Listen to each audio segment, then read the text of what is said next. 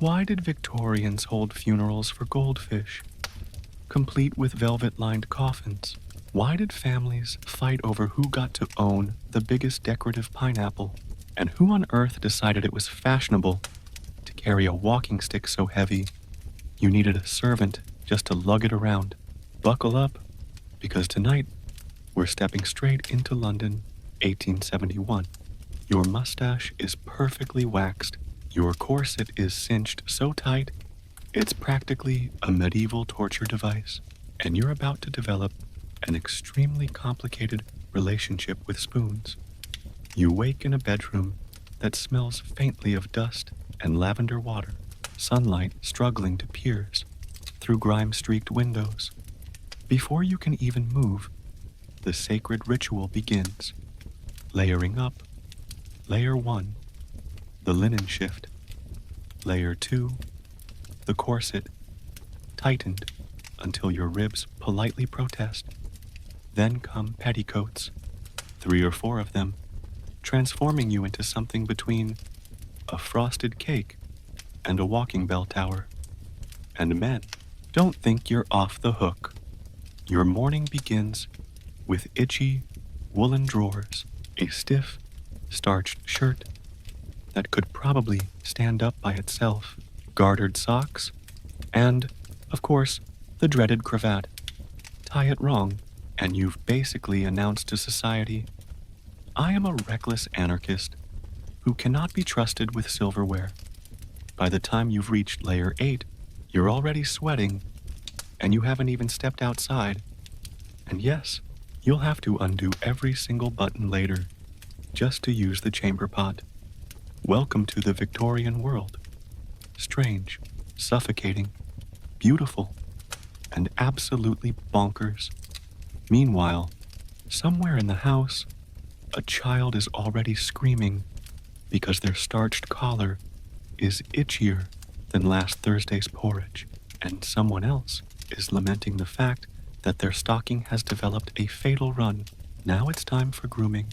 Personal hygiene, Victorian style, is less about actually being clean and more about smelling convincingly floral. Water is fetched in a heavy jug, and you splash just enough on your face to look refreshed without inviting pneumonia, which Victorians are convinced lurks in every stray droplet. A touch of rose water, a dab of cold cream, and you're ready for the family hairbrush, shared by everyone, lice included. Hair is either slicked into a side part with enough pomade to grease a locomotive, or twisted into a bun so tight you could crack walnuts with it. Breakfast? Not yet. First, you must check your reflection. The mirror is small. The lighting is bad, but you must ensure that every pleat, pin, and curl is in its proper place. The penalty for an uneven part or a crooked bow is social exile, or at the very least, a pointed comment from Aunt Mildred about standard slipping, only when every layer is perfectly arranged, every shoe buttoned, and every stray hair subdued, may you proceed downstairs. By the time you finally reach the breakfast table, you've already endured a full workout, a minor existential crisis, and a brief glimpse into the afterlife, courtesy of the corset. You are dressed, presentable, and ready to start your day. All it took was an hour, half a bottle of lavender water, and the patience of a saint. But at least you look respectable. In the Victorian world, that's the only thing that matters. Breakfast in a Victorian home is less about eating and more about performance.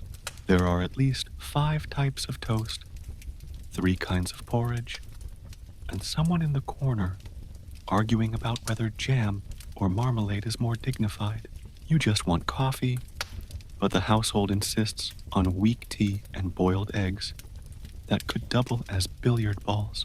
The first challenge of Victorian breakfast is surviving the ceremony. This is not a meal. It's a social obstacle course. You take your seat at a table so long, you need a telescope to see the marmalade At the other end, everything is laid out with mathematical precision.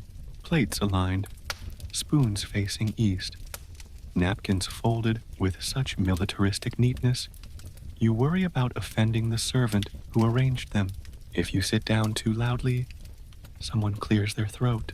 If you butter your toast incorrectly, someone gasps as if you've just announced a plan to overthrow the monarchy. Let's talk options.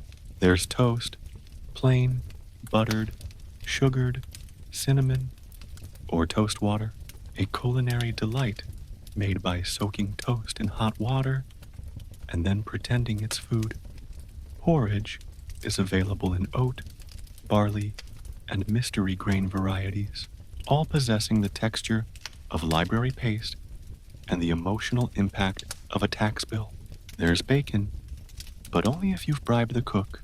And then there's kippers, smoked fish at 7 a.m., the perfect way to ensure your breath can strip wallpaper. If you're feeling bold, you reach for the boiled eggs. Here, the shell is harder than the furniture, and opening it is a trial requiring both skill and luck. One wrong move, and your egg launches across the room, landing in the lap of the nearest elderly relative. There's always one cousin who cracks their egg perfectly every time and insists on demonstrating their method with a smugness that makes you consider launching your own egg in protest. And drinks, well, tea reigns supreme.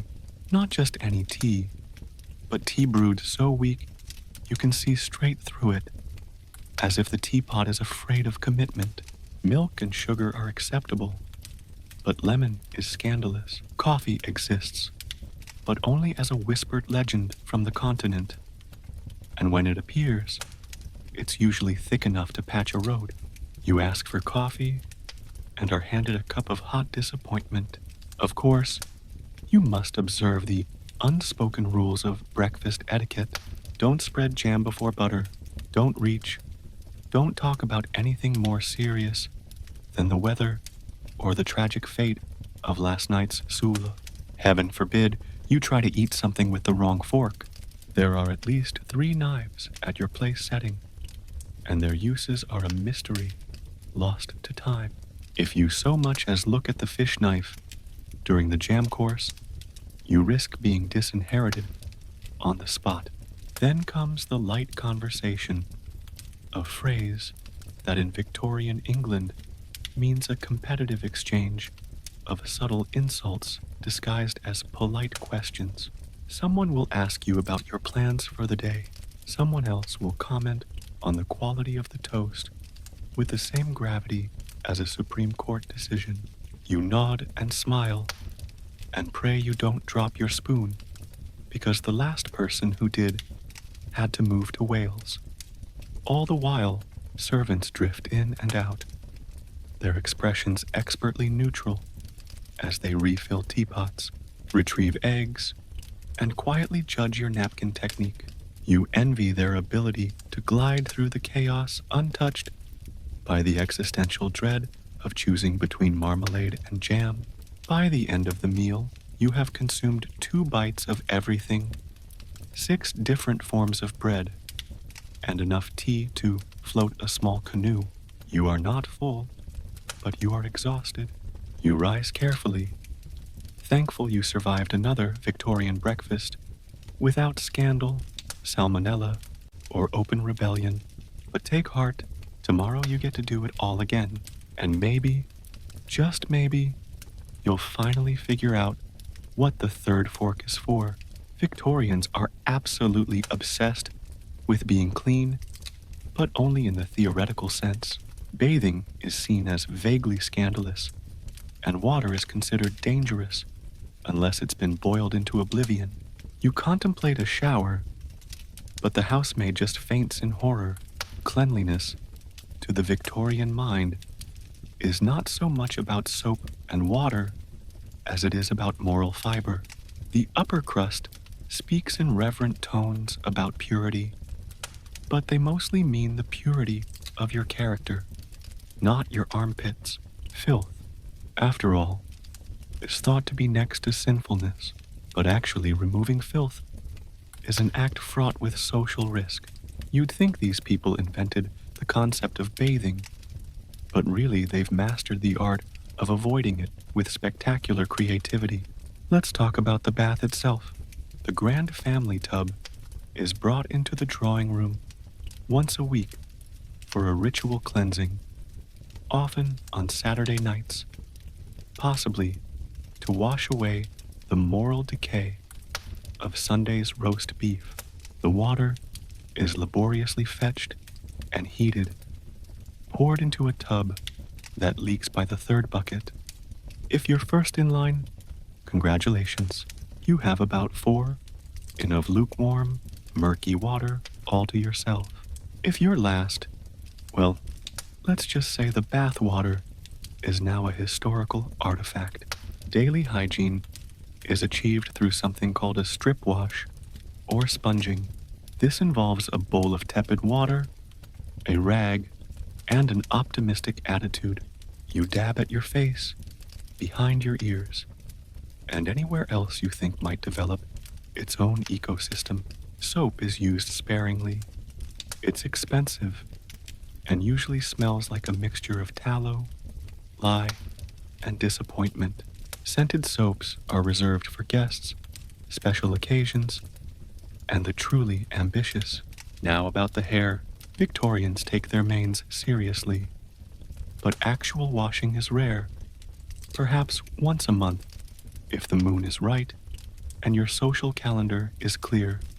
In between, hair is brushed with military precision, 10 minutes a day minimum, preferably with a brush that has been sterilized by merely being passed through the air. Above a hot stove, pomades and powders are generously applied, which means your head smells faintly of lavender lard and whatever small rodents have taken up residence in your bouffant. And let's not even get started on the teeth. Toothbrushes exist, but are considered a novelty, like telephones or rational government. Instead, you might chew on a stick, rub your gums with salt, or just hope the peppermint lozenge at breakfast covers up yesterday's sins.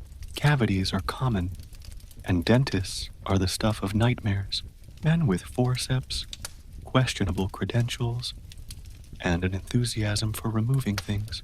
The cure for most dental issues is to simply stop smiling. Victorians also have an absolute mania for disinfectants of the dry, scented kind. The home is constantly sprinkled with carbolic powder, kohler, and enough rose water to stun a horse. Chamber pots are emptied with grim efficiency, but only after the contents have sat marinating for a while, perfuming the air with the notes of rural sewage. And what is that? Air freshening is accomplished with bouquets of dried herbs, vinegar-drenched sponges, or if you're truly wealthy, a pineapple. No one eats the pineapple. It's just there to absorb the miasma. Outside, city streets are another story. The obsession with cleanliness stops at the front door. Victorian London is an old factory minefield. Horse manure, smoke, the occasional waft of rotting fish, and the ever-present tumps, which at this point is more soup than river. You cross the street by holding your breath and hoping for the best. But don't worry, every home contains a healthful pamphlet explaining that germs don't really exist. Disease comes from bad air or weak character. So, if you think your roommate's dirty socks are offensive, try spending a day in Victorian England, where clean is a state of mind and rose water is the ultimate placebo. At the end of the day, you pull on your pajamas, unchanged for a week, and drift off, comforted by the thought that while you might be marinating in your own sweat, at least your moral hygiene is spotless. Dressing yourself takes 45 minutes, 6 types of fasteners, and the upper body strength of a small gorilla. If you're lucky, You only faint twice before breakfast. The cravat alone requires a 3-page instruction manual and a willingness to endure mild asphyxiation. You start with optimism, but the sheer complexity of the Victorian wardrobe wears you down faster than the average period appropriate boot sole. For women, the first enemy is the corset, a device designed by someone who believed the natural waist should be a rumor. Tightly laced, it rearranges your internal organs like a deranged game of Tetris and provides support in the same way a boa constrictor provides a friendly hug. It's not just about the look, it's about social status. A visible waist means you're disciplined, respectable, and probably incapable of sitting upright for more than 15 minutes at a stretch. Once the corset is in place, you layer on petticoats, plural. Each one adds an extra degree of heat and inconvenience, transforming you into a walking layer cake with legs. Hoop skirts, bustles, and underskirts are next, each with their own set of hooks, ties, and existential questions. Your movement is now limited to what can only be described as controlled tottering. Sitting down is a logistical operation requiring advanced notice and a sturdy chair. Dropping something on the floor is an act of fate. You must simply accept the loss. Men have their own cross to bear, and it's spelled cravat. The cravat is a strip of fabric, allegedly for the neck, but really for testing your will to live. It must be folded, starched, and tied in a manner that broadcasts your education, class, and ability to withstand mild strangulation. There are entire illustrated books on proper cravat tying with names like the waterfall, the mathematical, and the slightly regretful. Choose poorly, and you risk social exile. Choose wisely, and you still look like a very anxious napkin. Jackets, waistcoats, and vests are added layer by layer until you're as insulated as a Victorian teapot. Cuffs are fastened with links so tiny you need a jeweler's loop to identify them. Trousers are pulled up and buttoned, but never zipped. Zippers are still decades away. Shoes are polished to a near miraculous shine, then laced or buttoned with tools that would not be out of place in a medieval dentist's kit. Gloves are pulled on, hats are straightened, and a final look in the mirror confirms you have achieved peak Victorian, barely able to breathe, immaculately dressed, and already 5 minutes late for whatever it is you were supposed to do. None of this is optional to the Victorians. How you dress is a public declaration of your inner virtue. Appear in the wrong attire, and you might as well confess to a life of crime. There's a prescribed outfit for every hour of the day. Morning dress, walking dress, afternoon dress, tea dress, and if you're unlucky, a sudden funeral outfit. The rules are arcane and change faster than fashion magazines can keep up. Men's fashion is only slightly less exhausting. At the very least, you won't pass out, but you will spend half your life wondering if your hat is at the correct angle for 11:30 a.m. on a Tuesday. Meanwhile, everyone is judging you. Neighbors peer through lace curtains, ready to issue a character assessment based on the limpness of your collar or the frivolity of your bonnet. Children are expected to participate too, trussed up like small angry diplomats, practicing the art of not ruining everything with a jam stain before noon. And so, by the time you've navigated corsets, cravats, and crushing expectations, you feel less like a human and more like a very stressed display mannequin. You might not be comfortable, but you are perfectly presentable, and that, in the Victorian world, is half the battle, provided you can stay conscious until lunch. You can't just exist, you must exist properly. Every action from picking up a fork to coughing is ruled by etiquette. One wrong sneeze, and Aunt Gertrude looks at you like you've committed arson. Welcome to the Victorian social landscape, where simply being alive is a series of tests you can only fail less spectacularly each day. From the moment you open your eyes, you're expected to embody a perfectly choreographed ballet of manners, a never-ending audition for the role of respectable human being, sitting only with a straight spine and ankles elegantly crossed, standing, never slouch. If your posture even hints at relaxation, you're gently reminded by a family member or a passing vicar that the Queen does not approve. Even breathing is subject to scrutiny.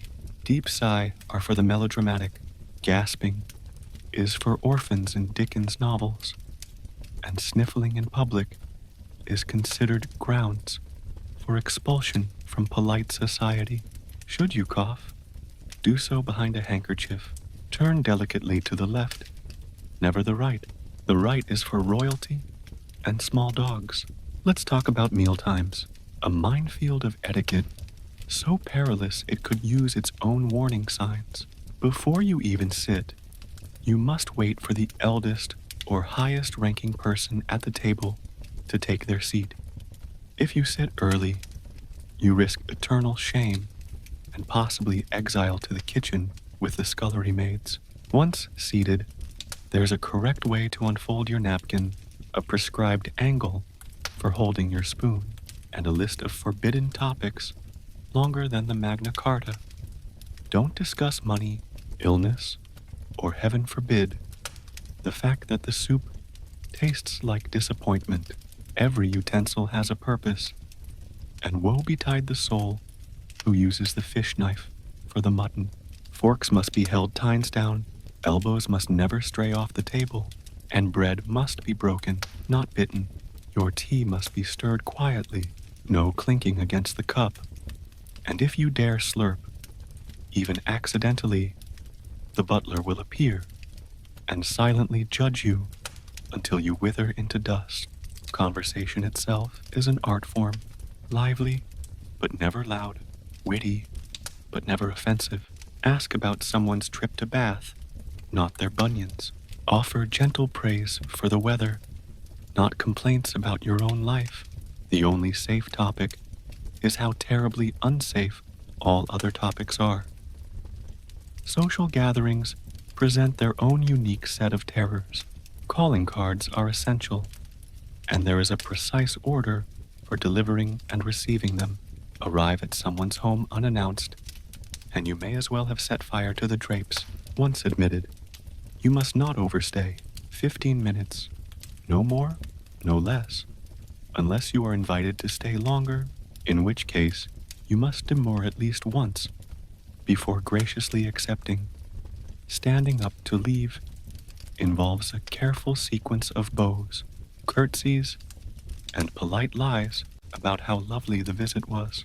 Even if you spent the entire time silently panicking about the number of forks on the side table, even walking in public is an etiquette obstacle course. Men must always offer their arm to women, but only on the correct side, closest to the street, lest a runaway carriage or errant puddle threaten her modesty. If you see an acquaintance, you may nod, never wave, and conversation should only begin if both parties are at a complete standstill, preferably blocking a busy, thorough affair. And then there are the unwritten rules. Never turn your back on a clergyman. Never speak above a gentle murmur in the presence of lace curtains. Never ever laugh at the expense of the empire. Break one of these, and you're liable to become the subject of neighborhood gossip until the end of time, or at least until someone else forgets to curtsy in front of a fern. So, if you think modern life is full of unspoken rules and social anxieties, Imagine existing in a world where even your choice of shoelaces is up for debate. In the Victorian age, etiquette isn't just a guide, it's survival. One misplaced spoon, one poorly timed yawn, and you're out. You don't just live by the rules, you are the rules. And good luck trying to remember them all. With the outside world considered a cesspool of moral decline, Victorians retreat to the parlor for wholesome fun, by which they mean games that take 5 hours and end with someone sulking over a lost round of charades. The Victorian parlor is a battlefield disguised as a drawing room.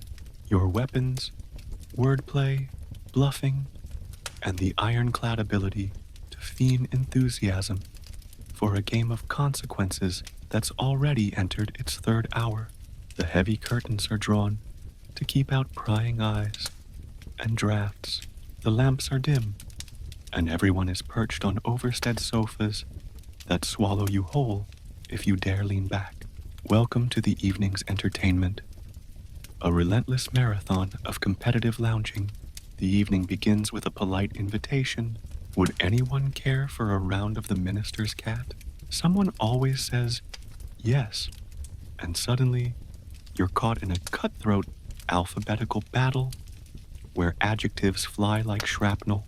The minister's cat is an affectionate cat. You intone, hoping you'll survive until it's time for zany. Next comes charades, but not the kind you played as a kid. No, this is Victorian charades, which involves at least 3 acts, 6 obscure literary references, and a rulebook longer than the Old Testament. One poor guest is forced to mime Marmion by Sir Walter Scott, while everyone else guesses things like ostrich and gout. As the night goes on, the parlor heats up, literally and figuratively. Someone suggests blind man's buff, which is Victorian for let's break something valuable in a dark room. You tie a scarf over your eyes and are spun around until your sense of direction, dignity, and personal space are all but lost. The result is a chaotic symphony of shrieks, awkward collisions, and at least one broken vase. No matter the outcome, someone ends up sprawled across the ottoman, giggling in a way the Queen would definitely not approve of. Board games are next. The game of life. Not that one. The original, where the object is to marry well and avoid debtor's prison or snakes and ladders, which subtly teaches children that fate is a series of arbitrary punishments and minor rewards. Competitive card games, especially WIS and cribbage, are popular among the more strategic family members, though you quickly realize that Victorian card games have more rules than international maritime law. The fun doesn't stop at games. No Victorian evening is complete without a recitation. This is your cue to stand awkwardly and declaim poetry, recite Shakespeare, or if you're feeling bold, attempt an accent from a far-off land, usually Cornwall. Everyone listens politely, nodding as if to say, "Ah, yes, the Merchant of the Venice," as performed by someone with stage fright and a mild cold. How refreshing. The less fortunate are forced to play the piano, squeezing out green sleeves, while the family parrot screams along in a minor key. But parlor games are not for the faint of heart. Cheating is rampant, though always done with a smile. If you dare accuse Uncle Harold of palming a card, be prepared for a lecture on the decline of British morals. Tempers flare, alliances form, and feuds are born. The youngest children are used as pawns in adult schemes, bribed with candied orange peel to switch teams at strategic moments. After several hours, the room is strewn with game pieces, playing cards, and the tattered remains of everyone's patience. There is always one family member usually Aunt Ethel, who has not won a single round, but insists on a rematch. At this point, you would gladly join the outside world and face moral decline just for some fresh air. The parlor finally quiets, the games are packed away, and you're left reflecting on the true nature of wholesome fun.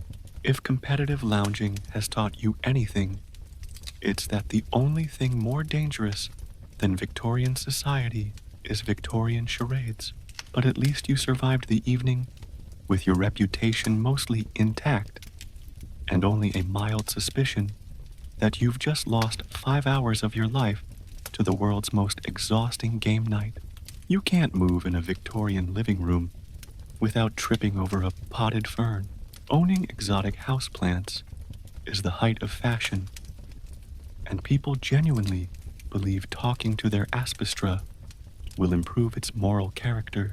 Welcome to the lush and leafy world of Victorian indoor horticulture, where having a jungle in your parlor is considered a status symbol and a spiritual duty.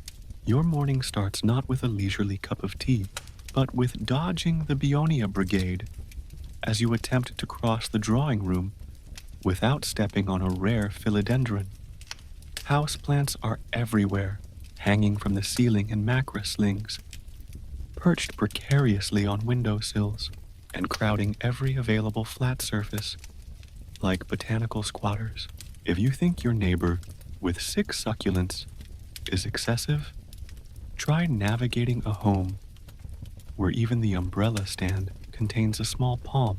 This indoor garden mania is not just about aesthetics, it's a full-blown obsession. Victorians are convinced that cultivating plants indoors is both a mark of refinement and a moral necessity. The aspidistra becomes the plant of choice for those determined to project a sense of respectability. Why? Because it's almost impossible to kill.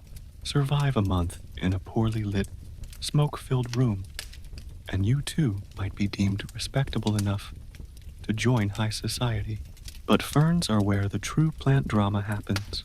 The fern craze sweeps through Victorian England with all the subtlety of a runaway carriage. Collecting ferns is a competitive sport, and families boast about their rarest specimens, the way people today brag about their Wi-Fi speeds. Did you hear? Mrs. Hargreaves acquired a Dixonia antarctica. They say her husband had to bribe a botanist and a customs official to get it through quarantine. Owning the rarest fond is social currency. Lose your fern to root rot, and you might as well pack your bags and move to the colonies. If you're not tending your ferns, you're probably misting your palms. A proper Victorian palm is meant to arch gracefully over a velvet sofa, ideally shedding leaves onto every guest's lap. Family members hold earnest debates about the best soil mixture, and arguments erupt over whether the palm prefers east-facing windows or gentle supportive affirmations whispered at dawn. Of course, tending to the living room jungle is a daily ordeal. You must water, dust, and rotate your plants with the kind of loving attention usually reserved for firstborn children. Woe to anyone who neglects their botanical duties. A wilted maiden hair fern is an accusation, a living indictment of your character and domestic fitness. Servants, when available, are assigned to the task, though you can spot a true Victorian plant parent by the permanent dirt under their fingernails and the wild, slightly desperate look in their eyes. Plant maintenance even spills over into social gatherings. No visit is complete without a tour of the latest botanical acquisitions. Guests are expected to fee in admiration for your spider plant's new growth or the subtle variegation of your caladium. You may be called upon to witness the tragic death of a Boston fern. It simply couldn't cope with the draft, and to offer condolences accordingly. And let's not forget the spiritual side of houseplant ownership. Victorians believe ferns purify the air, encourage good morals, and perhaps even ward off unwanted suitors. Some enthusiasts write poems to their favorite philodendron or recite encouraging words to a particularly droopy palm in hopes of reviving its Victorian spirit.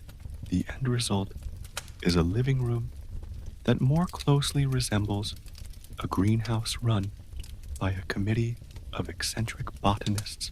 You can barely see the furniture for all the foliage, and heaven help you if you're allergic to pollen. One sniff and you'll be sneezing your way to social disgrace. So next time you complain about watering your peace lily, remember the Victorians, the true pioneers of the indoor jungle, where survival of the fittest means never letting your espidistra droop, and where a well-placed fern might just save your reputation. Victorians develop a national panic about the sexual allure of furniture legs. The solution? Tiny little pantaloons for your tables. Congratulations. Your home now looks like a dollhouse run by Puritans. It sounds like a joke, but the anxiety is real.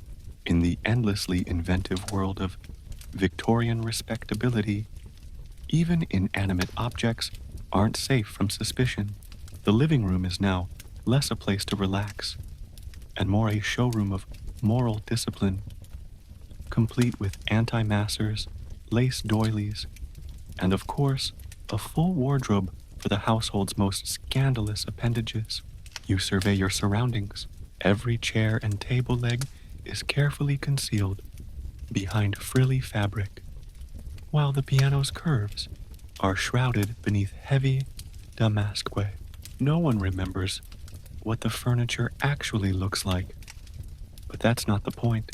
The only thing more improper than an exposed table leg is the kind of person who notices it.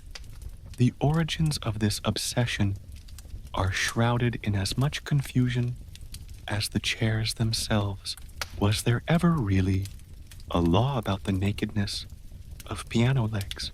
Did Queen Victoria actually blush at the sight of a mahogany foot? Or was it all a colossal misunderstanding fueled by overzealous etiquette manuals and the world's most dramatic sense of propriety? Either way, the result is the same. You now live in a home where the furniture is better dressed than half your relatives. Of course, this paranoia doesn't stop with the legs. Anything remotely suggestive is instantly covered up. Sofas are swaddled in layers of fabric, lest their bulging armrests arouse impure thoughts. Fireplaces are masked by elaborate screens designed to shield innocent eyes from the sight of glowing coals, surely the gateway to moral collapse.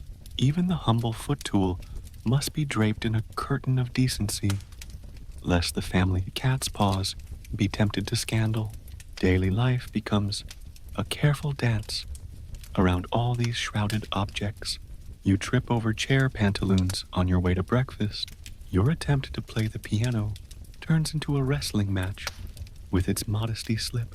Should you dare to lift the cover, be prepared for gasps and the immediate deployment of more fabric by the ever-vigilant housemaid. Guests who forget themselves and accidentally brush against an uncovered furniture leg are expected to apologize profusely and perhaps even consider leaving the country.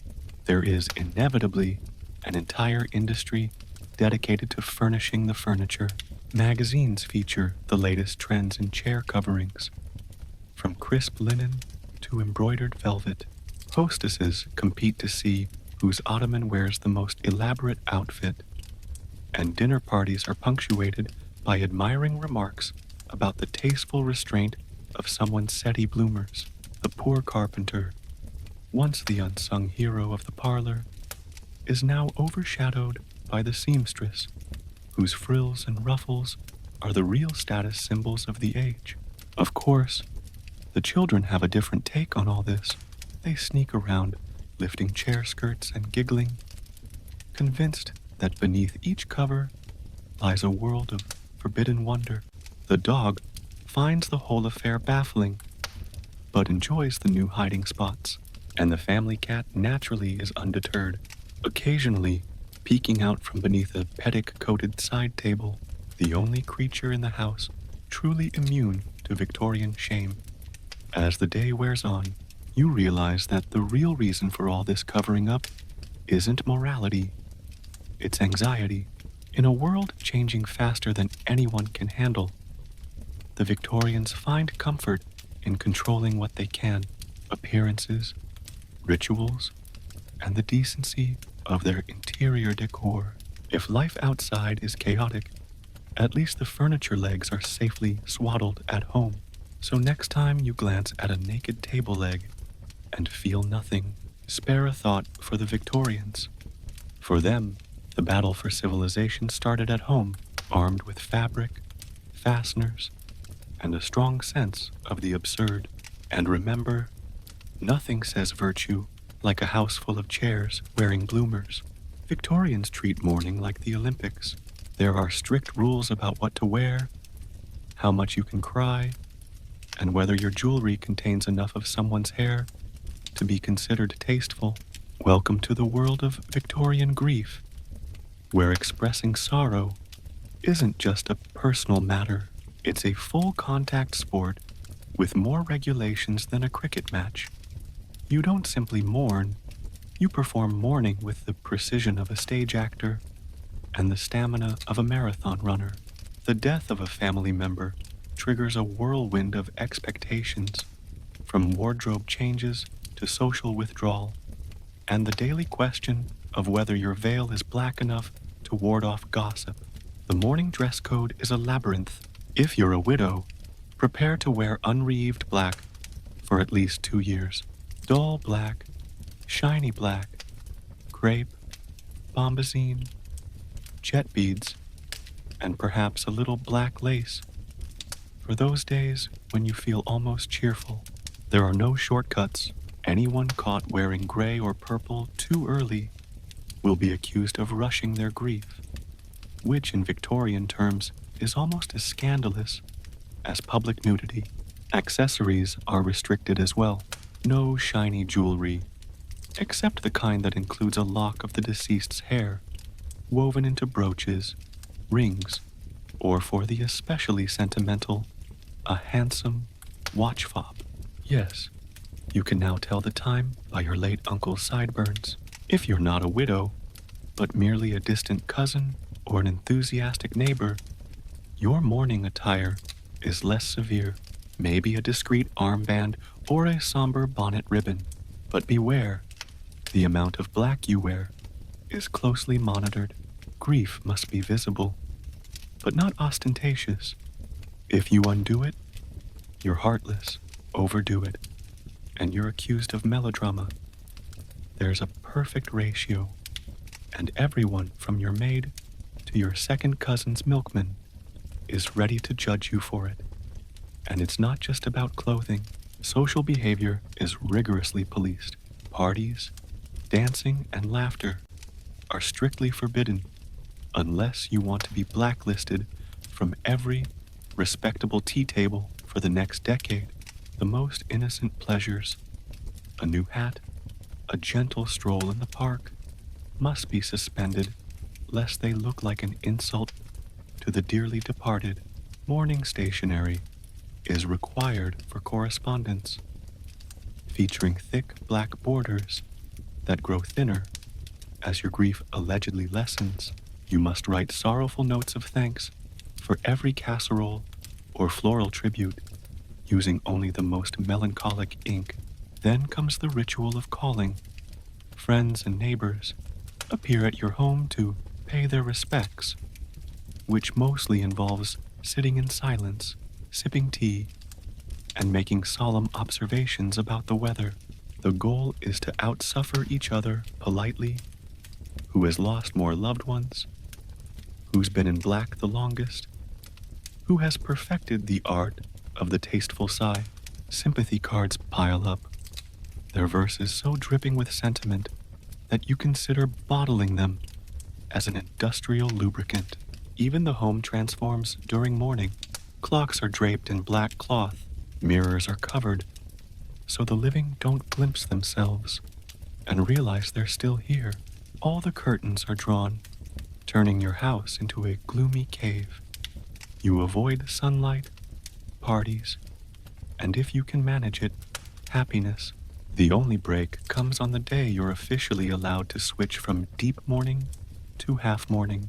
Out comes the lavender trim and a sigh of relief, as if you've finally finished a particularly grueling fitness challenge. At its heart, all this spectacle is about proving sincerity. In an age of rapid change and unpredictable loss, grief becomes something you have to display to avoid suspicion. If you seem too happy, people whisper. If you don't commission at least one photograph of yourself looking wistfully at a portrait of the deceased, you're practically a criminal. Some families even hire professional mourners in case your own supply of tears runs dry. And so, you mourn publicly, spectacularly, and with more costume changes than a West End musical. You may not feel better, but you look like grief itself. And in Victorian England, that's what really matters. Saving a lock of a loved one's hair in a brooch or locket is considered the peak of affection. You spend the morning braiding your late uncle's hair into a bracelet and wonder how to explain this to your modern therapist. In the Victorian era, nothing says, "I love you" quite like a piece of wearable DNA. Forget Hallmark cards and the digital photos if you really care. You harvest follicles. The parlor table is a place of ritual and precision, scattered with silver tweezers, little velvet-lined boxes, and more human hair than a barber shop's dustpan. It's sentimental, it's creative, and if you're being honest, it's ever so slightly reminiscent of a forensic evidence locker. The day begins with the careful snipping of a lock, fresh if you're lucky, or more commonly, gathered after someone has passed beyond. Victorians approach this with the same level of seriousness reserved for surgery or high-stakes baking. Each lock is gently washed, combed, and then shaped into impossibly intricate designs. Braids, weaves, and even hair flowers of the fashion, forming the centerpiece of brooches, pendants, rings, and even elaborate hair wreaths designed to hang on the drawing room wall for the admiration or mild horror of your guests. These works of art are not just tokens of remembrance, they are social statements. To own and display hair jewelry is to announce your deep familial bonds, your artistic taste, and your steady hand under emotional duress. There are even mail-order catalogues full of hair jewelry patterns. The melancholy daisy, the remembrance serpent, Aunt Millicent's mourning rosette, each more complicated than the last. You'd better have a good eye for symmetry and a strong stomach, because nothing ruins a mourning pendant faster than realizing you've mixed up Cousin Edith's hair with the family dog's. Men are not immune to the trend. Lockets containing a wife's golden curl are a badge of honor for Victorian gentlemen, proof that they are both sensitive and presumably in possession of at least one sentimental bone. Some men carry watch fobs intricately woven with their child's hair, so their paternal pride is visible every time they check the time. And if you think you can escape the trend by being a bachelor, think again. A polite young man is expected to present a snippet of his hair handsomely braided to his beloved as a token of devotion. Refuse and risk social exile. Clearly, you have something to hide, like baldness or a lack of true feeling, of course there are rules. Hair from the living is cheerful and generally woven into keepsakes for sweethearts, parents, or close friends. Hair from the dead is strictly for mourning jewelry, solemn, dark, and never mixed with pearls or anything that could be construed as frivolous. To do otherwise would be unthinkable. You might as well wear bright yellow to a funeral. The ultimate fox art, gifting someone a piece of hair jewelry and forgetting to mention whose hair it is. Victorian etiquette books devote entire chapters to avoiding such blunders. Creating hair jewelry is a lengthy process requiring patience, skill, and occasionally a magnifying glass. The whole household gets involved. Grandmothers consult pattern books. Mothers untangle mysterious clumps. Children, if they're very lucky, are sometimes allowed to twine a strand into a tiny daisy chain for a beloved doll. The results range from genuinely beautiful to something that belongs in a cabinet of curiosities. Either way, you can expect to be complimented on your craftsmanship by visitors, assuming they can look you in the eye and not at the brooch writhing with chestnut coils on your collar. If it all feels a bit ghoulish to the modern mind, that's only because we've lost touch with the very Victorian art of literal attachment to the Victorians. Love, loss, and memory all come together in one strange, sentimental keepsake, a wearable reminder that the people you cherish most are never really gone. They're right there, looped around your wrist, woven into your lapel, and occasionally lurking in a velvet-lined box in the attic. Sleep tight. Temperance societies pop up everywhere, convinced that a single sip of gin will lead directly to madness, crime, and spontaneous combustion. You sneak a sherry just to be rebellious. In the grand tradition of overreaction, Victorian England wages all-out war on alcohol. At least in polite company, the temperance movement becomes a national pastime, with righteous pamphlets, public lectures, and tea-toddling aunties determined to save the world, one glass of tepid lemonade at a time.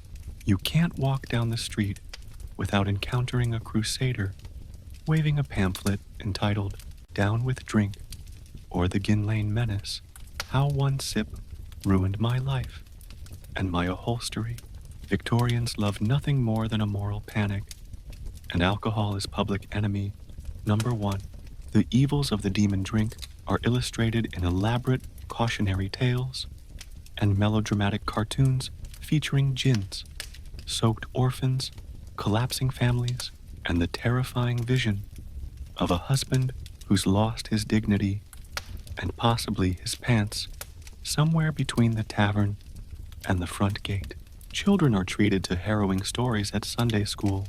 If you ever touch brandy, little Percy, you'll end up destitute, toothless, and possibly French. Joining a temperance society is practically mandatory for anyone hoping to maintain a shred of respectability. There are so many: the Band of Hope, the Good Templars, the United Kingdom Alliance. You could fill your dance card with nothing but sober rallies for the next year. Each society has its own badges, sashes, and elaborate pledges. The more poetic versions involve signing your name in a ledger bound with black ribbons, swearing before God and all your assembled neighbors that henceforth nothing stronger than boiled water shall pass your lips. At meetings, members sing uplifting hymns and deliver tearful testimonies about how they narrowly avoided ruin by refusing that second glass of port. There are posters of jolly families sipping milk and feasting on root vegetables, their eyes shining with the clear light of sobriety. Meanwhile, The local tavern is cast as a pit of iniquity, where, according to the pamphlets, people regularly burst into flames or transform into wild animals after their second pint. Still, hypocrisy is everywhere. After all, Victorian medicine cabinets are well stocked with tonics and elixir that are mostly just booze in fancy bottles.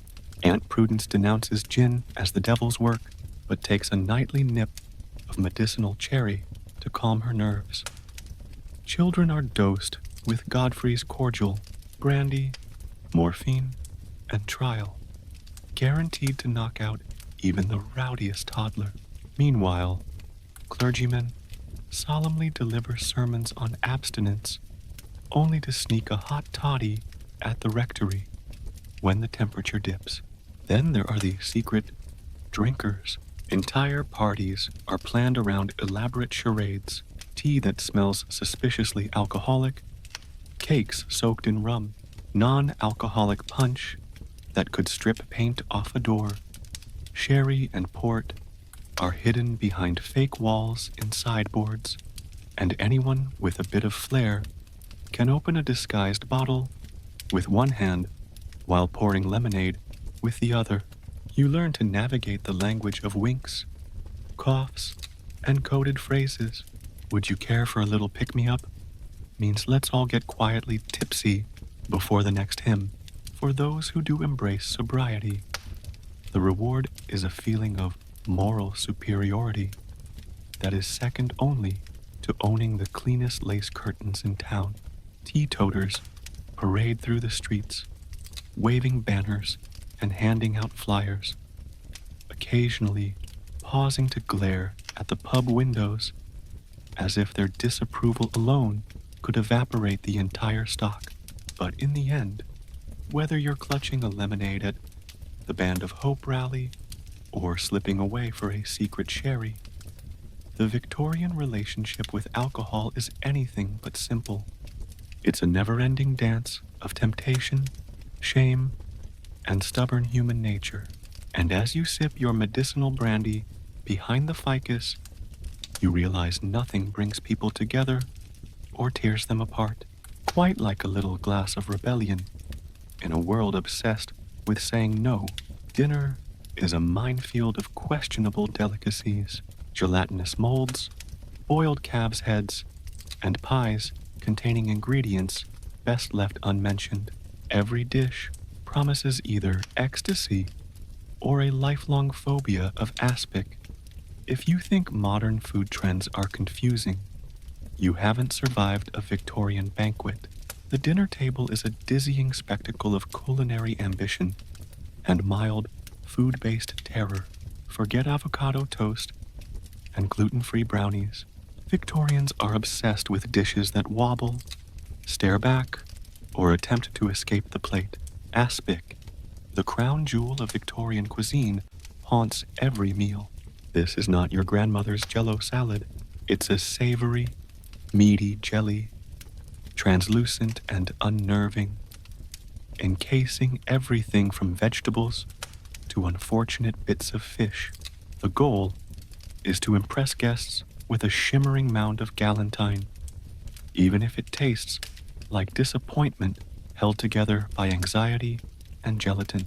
You brace yourself as the first course arrives, a dish of mock turtle soup, promising the thrill of exotic reptile without the inconvenience of actual turtles. The secret? Cow brains and calf's head boiled into submission, then thickened and disguised with Madeira wine and hard-boiled eggs. You do your best to look grateful, swirling the soup with your spoon and quietly wondering if you'll still be able to taste colors after the first bite. Next up, the infamous jellied eel, a London staple that Victorians treat with reverence and modern diners approach with outright suspicion. Chunks of eel are suspended in a cold, salty jelly, served with a knowing smile by the butler, who's seen it all before. You tell yourself, it's just like sushi, only more Victorian, less fresh. and with the unsettling texture of a haunted gummy worm. The parade of dishes continues with aspiglad and terrines, tongue sandwiches, and roast meats sculpted into fantastic shapes. Some dishes like beef, a la mode, or lamb cutlets a la reform are genuinely delicious, tender, fragrant, and richly seasoned. Others are best approached with caution. You meet a pie that could plausibly contain anything, from pigeon to pork, encased in a crust thick enough to stop a muskball. Victorian cooks are masters of disguise. What appears to be a fruit tart could at any moment reveal itself as savory surprise involving kidneys. Vegetables aren't spared the creative treatment. Carrots and peas are carefully arranged in symmetrical patterns, and then inevitably imprisoned in aspic. Cauliflower is snowed with white sauce. Potatoes are sculpted into swans, and any vegetable that can be pickled, stuffed, or boiled beyond recognition absolutely will be. If you are lucky, you will find some bread, hard, chewy, and made from flour that saw its best days before the Crimean War. No meal is complete without at least one mystery course. Enter the blancmange, a quivering white mold of milk, sugar, and arrowroot flavored with almond and the unmistakable tang of culinary regret. Or perhaps you're served calves' feet jelly, beloved as both dessert and health tonic, depending on which aunt is lecturing at the table. For the brave or unwary, there is always a selection of Victorian salads, not the leafy green kind, but a riot of cold meats, fish, and vegetables, all bound in a generous quantity of mayonnaise and ambition. Throughout the meal, your fellow diners critique every bite with the intensity of Olympic judges. Compliments are offered for the clarity of the aspic or the boldness of the tongue loaf. The conversation is studded with recipes, gossip, and the latest scandal involving someone's trifle. At the end of it all, you stagger from the table, both impressed and bewildered by Victorian culinary excess. You have survived a minefield of aspic, eel, and mystery pie. You may never look at gelatin the same way again, but at least you can say you dined like a Victorian, wobbly, slightly alarmed, and ready for a long, contemplative walk. Victorians host parties to run their hands over each other's heads and announce life-changing insights based on skull bumps. You nod politely as someone declares you have a criminal forehead. It's Saturday night, and you're not at the pub. You're perched on a damask chair, sipping tepid lemonade, waiting your turn to have your scalp evaluated by a neighbor with questionable credentials and extremely cold hands. Welcome to the phrenology party, the hottest pseudo-scientific craze of the Victorian era, and the only social gathering where head size is a more important topic than politics or the weather. The concept is simple. Your personality, virtues, vices, and romantic potential are all mapped on the surface of your skull. Tiny bumps behind your ears, a sign of latent genius, a pronounced lump at the crown, born leader, or possibly born troublemaker. There's an entire atlas of cranial zones, each allegedly responsible for everything from musical ability to your tendency to filch biscuits when nobody's looking. This is not a private affair. In true Victorian style, phrenology is a spectator sport. Everyone gathers round, eager to hear if Uncle Percy's stubbornness is the result of a bulging inquisitiveness ridge or just too much boiled beef. The expert, usually someone with a mail order diploma and the confidence of a carnival barker, slides their fingers methodically over your scalp, pausing occasionally to humfully or issue verdicts like, "Ah, yes, pronounced benevolence, but rather poor in the region of caution. You must have trouble at railway crossings. Each revelation is met with gasps, applause, or suspicious side eye. Guests compare findings. My firmness is off the charts. Apparently, I lack self-esteem, but make up for it with an unusually large organ of emotiveness. Sometimes couples discover compatibility or decide after a particularly damning reading to break off their engagement and blame it on subpar friendship bumps. The conversation is equally ridiculous. Earnest. Debates spring up about the accuracy of the charts, and soon everyone's sharing tales of how Aunt Millicent's love of order bump grew suspiciously after she inherited a silver tea set. The room fills with the sound of people knocking on their own heads, searching for hidden talents, criminal tendencies, or excuses for losing at Dawes. No one is immune. Even children are lined up and given a quick cranial once-over, their futures dissected before they finish teething. Young Timothy is sure to be a barrister. Just look at the development of his argumentation zone. Meanwhile, little Beatrice, whose destructiveness region is apparently quite robust, is quietly moved away from the porcelain figurines. Of course, there are props, chronological heads, porcelain busts, marked with mysterious symbols, are all the rage, and every self-respecting drawing room has at least one right next to the aspidistra and the pile of slightly judgmental etiquette manuals. If you're lucky, the host has splurged on a set of brass calipers, perfect for measuring intellectual breadth. With all the precision of a slightly drunk tailor, the evening drifts on as guests snack on potted meats and debate whether the bumps cause the character or the character cause the bumps. Someone suggests a round of musical chairs, but it ends abruptly when Mrs. Fairchild accuses the vicar of thieving tendencies, citing a suspicious knob on his left temple.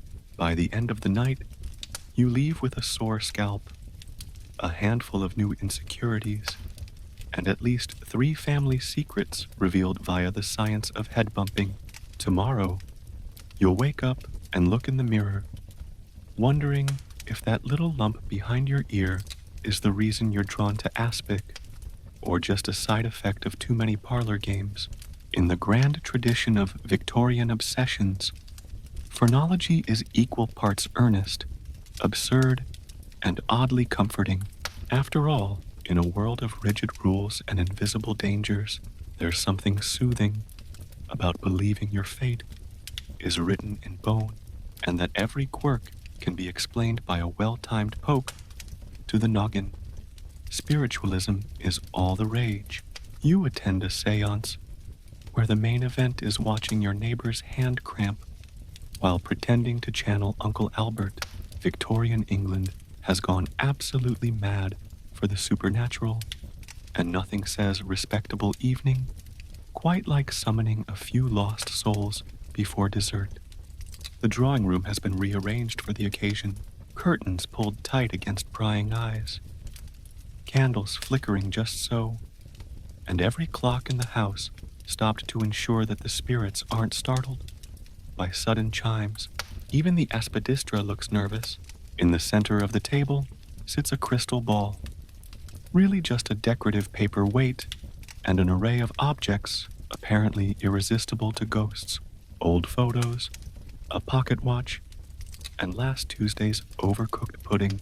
Your host, Mrs. Van Bramble, self-declared sensitive, presides with the gravity of a headmistress, warning everyone to keep an open mind and not giggle when she falls into a trance. The guests clasp hands, the lights are dimmed, and after a few moments of tense silence, someone's stomach rumbles. It is politely ignored. The spirits are said to be forgiving of indigestion. The medium begins with deep, theatrical sighs, then launches into the universally accepted language of the afterlife. I sense a presence, someone whose name begins with an S or maybe a B. The table hums with anticipation. There's always an Uncle Albert in every family, and if not, someone is happy to invent one, on the spot for the sake of good manners. The table itself is soon the scene of alleged supernatural mayhem. A wine glass twitches, thanks to the helpful nudge of Cousin Edith. The candle flickers, aided by a discreet draft, and suddenly a faint tapping is heard from below. Mrs. Van Bramble translates, "He says he's watching over us, and also, please stop burning the roast." This gets a sympathetic chuckle, except from the family cook, who is now convinced the other side is as judgmental as the living. In true Victorian style, the séance is not just a hobby, it's a competitive sport. Every drawing room hosts its own spiritualist, and neighbors swap stories of their ghostly visitors. The way people today compare internet speeds. The real bragging rights come from receiving a message in automatic writing, essentially letting the medium scribble wildly on paper until something vaguely legible emerges. Usually, it's just a spiral or a vague warning to beware the number 7. No one dares point out that Mrs. Van Bramble always seems to contact ancestors with a talent for cursive script and the spelling habits of a drunken raccoon. Some seances get more theatrical. Someone brings out a trumpet, allegedly for spirit voices, but really just for dramatic effect. A few diehards claim to have witnessed ectoplasm, a mysterious, sticky substance produced by mediums at the height of their spiritual connection. Most guests just hope it's not leftover blanc. Yet, for all the obvious fakery, there's a genuine longing underneath it all. The Victorians, after all, live in a world of rapid change, uncertain science, and constant loss. The séance becomes a way to cope, to keep hold of vanished relatives, and to share hope that there's still someone watching over you, even if it's only your cousin under the table, tugging on your bootlaces. Eventually, the spirits grow weary, the candles burn low, and Mrs. Van Bramble returns from her trance with a theatrical sigh. The guests blink, stretch, and pour themselves a restorative cherry. For a moment, everyone feels a little lighter, comforted perhaps, or just entertained by the spectacle. Outside, the night is dark and cold, but inside the parlor is a glow with shared stories, nervous laughter, and the possibility, just maybe, of something beyond the curtain. You head home, pondering the message you received from Uncle Albert that you should water your ferns and avoid salted eels. In the end, Victorian séances are less about talking to the dead and more about making the living feel a bit less alone, one theatrical hand cramp at a time. Victorians write letters constantly, dozens a day if necessary. Forget texts, it's all about ink, blotters, and the anxiety of waiting 6 weeks for someone to misinterpret your use of a semicolon. Letter writing is not just a hobby, it's the backbone of Victorian social life. The period's answer to posting memes, doom scrolling, and obsessively refreshing your inbox all at once. Every surface in the house seems to support a blot, a bottle of ink, and a stack of impressively monogrammed stationery. There's a pen for every occasion, and a strict etiquette for everything from "Dear Sir" to the soul-wrenching agony of choosing the appropriate closing. Yours sincerely, or with regretful admiration, every word must be weighed as carefully as if you're drafting a peace treaty or proposing marriage, sometimes both at once. You spend your morning composing a thank you note for the jar of marmalade received last Tuesday. By noon, you're halfway through a carefully worded letter to your cousin in Bath regarding the weather, a mutual friend's scandalous bonnet, and the pressing question of whether the new postman can be trusted with your secrets. You think twice about every adjective. Is delightful too forward? Will charming be misconstrued as sarcasm? You realize that in Victorian England, even your punctuation is grounds for social judgment. The entire family is involved. Children learn penmanship before they can tie their own shoes. The average 10-year-old's handwriting looks like it belongs on a royal proclamation. Servants deliver, fetch, and occasionally spy on the post, keenly aware that a single misplaced envelope could launch a multi-county scandal. Letter openers are wielded with as much anticipation as a modern notification ding, and the sight of the postman approaching the house is cause for real excitement. He might as well be carrying the results of a national election or a mysterious Amazon package. The postal system itself is the marvel of the age, with multiple deliveries per day in major cities. You can send a letter in the morning and have a reply by afternoon, a Victorian version of texting, only with more stamps and less chance of accidentally sending a selfie. Some enthusiasts take things to extremes, tracking the movements of their correspondence by postmark and color coding responses according to urgency, emotional tone, and ink color. Blue ink for friendship, black ink for mourning, and green ink for mysterious flirtations. It's social signaling, but with more smudges. Letter writing is a public spectacle, as well as a private obsession. You display particularly elegant correspondence on the mantelpiece for visitors to admire. Friends and relatives are expected to comment on your lovely hand and your taste in wax seals, even as they quietly judge your use of adjectives. Some letters are saved and cherished.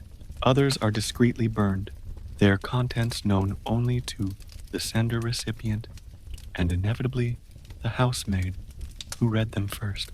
With all this formality, misunderstandings are inevitable. The wrong turn of phrase can haunt your reputation for weeks. Entire novels hinge on a misplaced comma or a misunderstood postscript. You spend sleepless nights agonizing over whether yours ever truly is too forward for your second cousin, and if a hasty, cross-written page will be seen as a sign of affection or simply desperation. And let's not forget the famous crossed letters where economy meets anxiety. After filling one side of the page, you simply turn the paper and write at a right angle over the original text, creating a grid of prose so dense it could be used as a security feature on banknotes. Deciphering these letters requires the patience of a saint, the eyesight of a hawk, and a willingness to guess at every third word. By the end of the day, you've written more words than you've spoken aloud. Your hand is stained with ink, and your brain is buzzing with the thrill of awaiting replies. Victorian letter writing is the original social media spiral.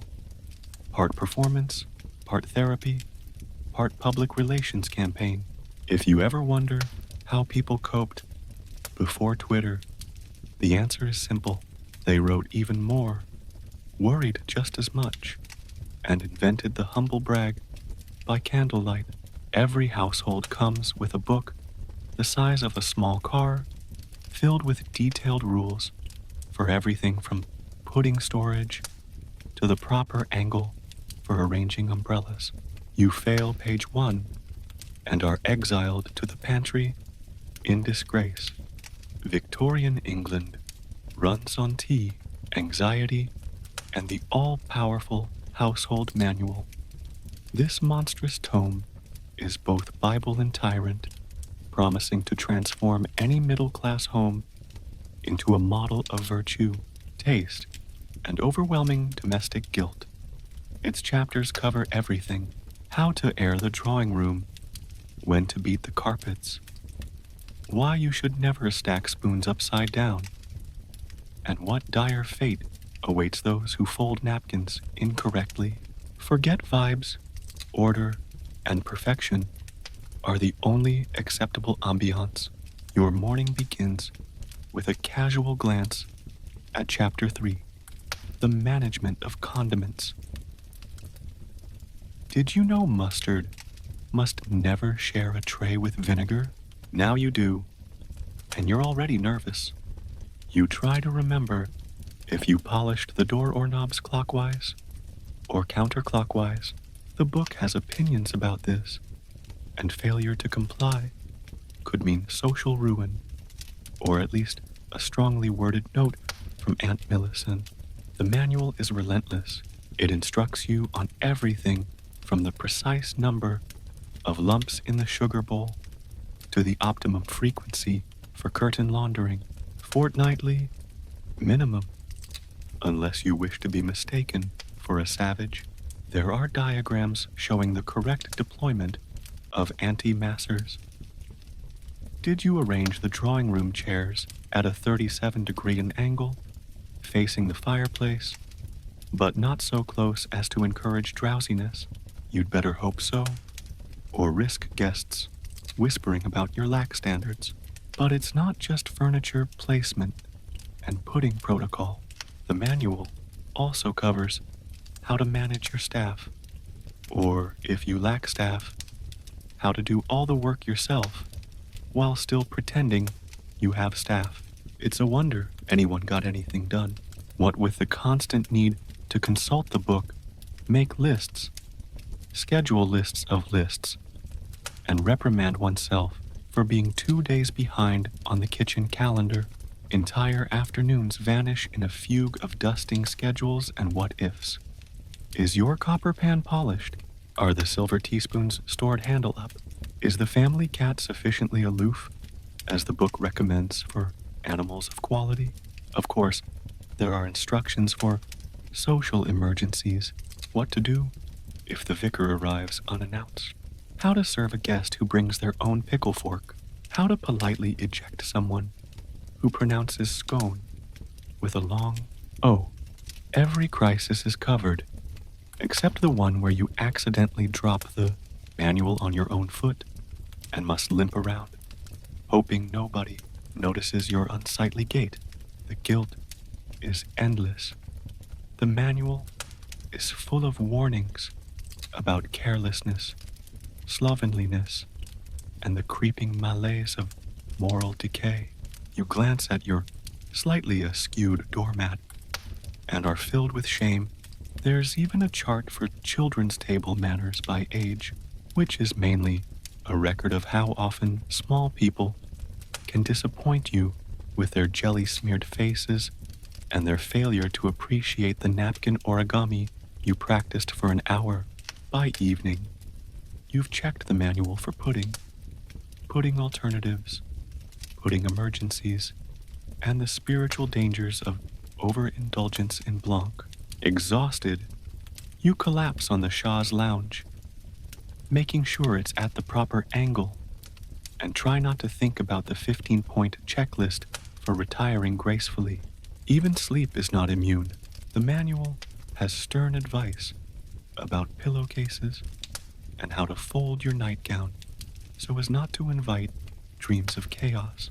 In truth, nobody can live up to the manual, not even the manual's authors, who probably napped on rumpled sheets and sometimes kept their umbrellas at an 18-degree angle. But you try, because that's what Victorians do. You keep up appearances, consult the book, and hope nobody notices that behind the parlor's perfect order, you're just a little bit terrified of the jam cupboard. So the next time you forget to alphabetize the relish, rest easy. You're part of a proud tradition of failing to live up to the rules. The manual may judge you, but history will understand. Victorian children are dressed like miniature business executives and expected to recite poetry at breakfast. You just want to play, but your mother hands you a Latin primer and a glare.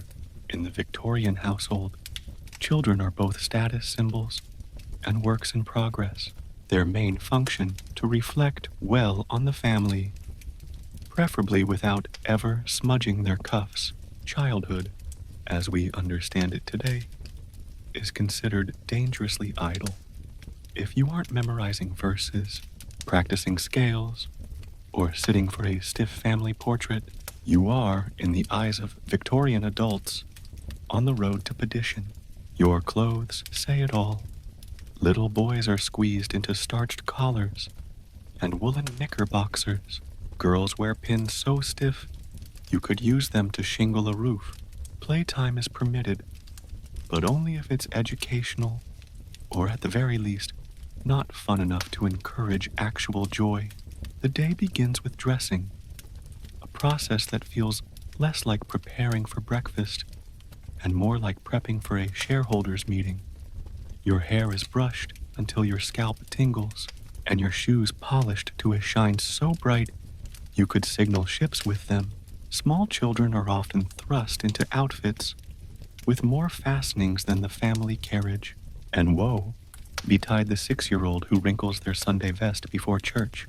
Once presentable, you are trotted out like a prized tulip for visiting relatives who pinch your cheeks and ask about your progress in French. Breakfast is a performance. It is not enough to eat your porridge in silence. You are expected to recite a line from Milton or Tennyson, followed by the multiplication tables up to 12. Your reward for correctly conjugating Latin verbs is a slice of dry toast and a nod of approval from your father, who regards childhood enthusiasm as a dangerous medical condition. If you complain, you are reminded of the street urchins who would give anything for your opportunities, even if those opportunities mostly involve learning embroidery stitches and how to curtsy without wobbling. Leisure, such as it is, takes the form of improving activities, moral tales, history lessons, and the occasional supervised walk in the gardens, where you are expected to admire the Elis quietly and reflect on the brevity of life. Victorian toys are designed for character building, not fun. You might be presented with a set of wooden blocks featuring the faces of famous statesmen, or a board game that teaches you the principles of hygiene, abstinence, and the dangers of touching doorknobs. Dolls are lovely, but only if they are dressed modestly, and any child caught undressing a doll to see how it works can expect a strongly worded lecture about propriety, mortality, and possibly the dangers of French culture. Discipline is omnipresent. Spare the rod and spoil the child is not just a saying, it's a policy. Gentle scolding is reserved for pets. For children, there are endless rules. Always speak when spoken to. Never interrupt. Stand when an adult enters the room. And never under any circumstances express an original opinion about pudding. If you forget your table manners, you are sent to bed with a stern warning to reflect on your future prospects. If you excel, you are rewarded with the privilege of reading more Latin. And yet, in the margins of these tightly regulated days, children carve out small rebellions, a stolen moment behind the espadistra, a whispered joke in the nursery, a daring tumble down the back staircase, all proof that childhood will not be entirely conquered, no matter how many copies of Mrs. Beeton's book of household management your mother leaves around. When bedtime arrives, it's early. Children need their rest to be fit for duty at sunrise. You climb between cold sheets in a drafty room, watched over by portraits of somber ancestors and the ever-watchful household cat. Tomorrow, you will rise and do it all again, one Latin noun at a time, hoping one day to to graduate to the dizzying freedom of choosing your own waistcoat. Until then, you remain a small, starched ambassador of the Victorian family, carrying the weight of empire in your pocket-sized top hat. Forget the gym. The real workout is an aggressive, highly judgmental walk around the park. Bonus points for criticizing others. Posture. In the grand Victorian scheme of self-improvement, no obsession is more earnestly and absurdly pursued than healthful exercise, not the sweat-drenched, lycra-clad workouts of the modern age, but a brisk, decorous stroll through Hyde Park, umbrella in hand, ready to outpace both disease and the Joneses. If you ever wondered why Victorians look so serious in photographs, it's because they're still mentally bracing themselves for the afternoon constitutional. Your day begins with the suggestion that a little air would do you good. This is not optional. The household manual, the family doctor, and 3 generations of stern-faced relatives agree. A person who skips their daily walk is flirting with doom. Health in the Victorian mind is a moral condition.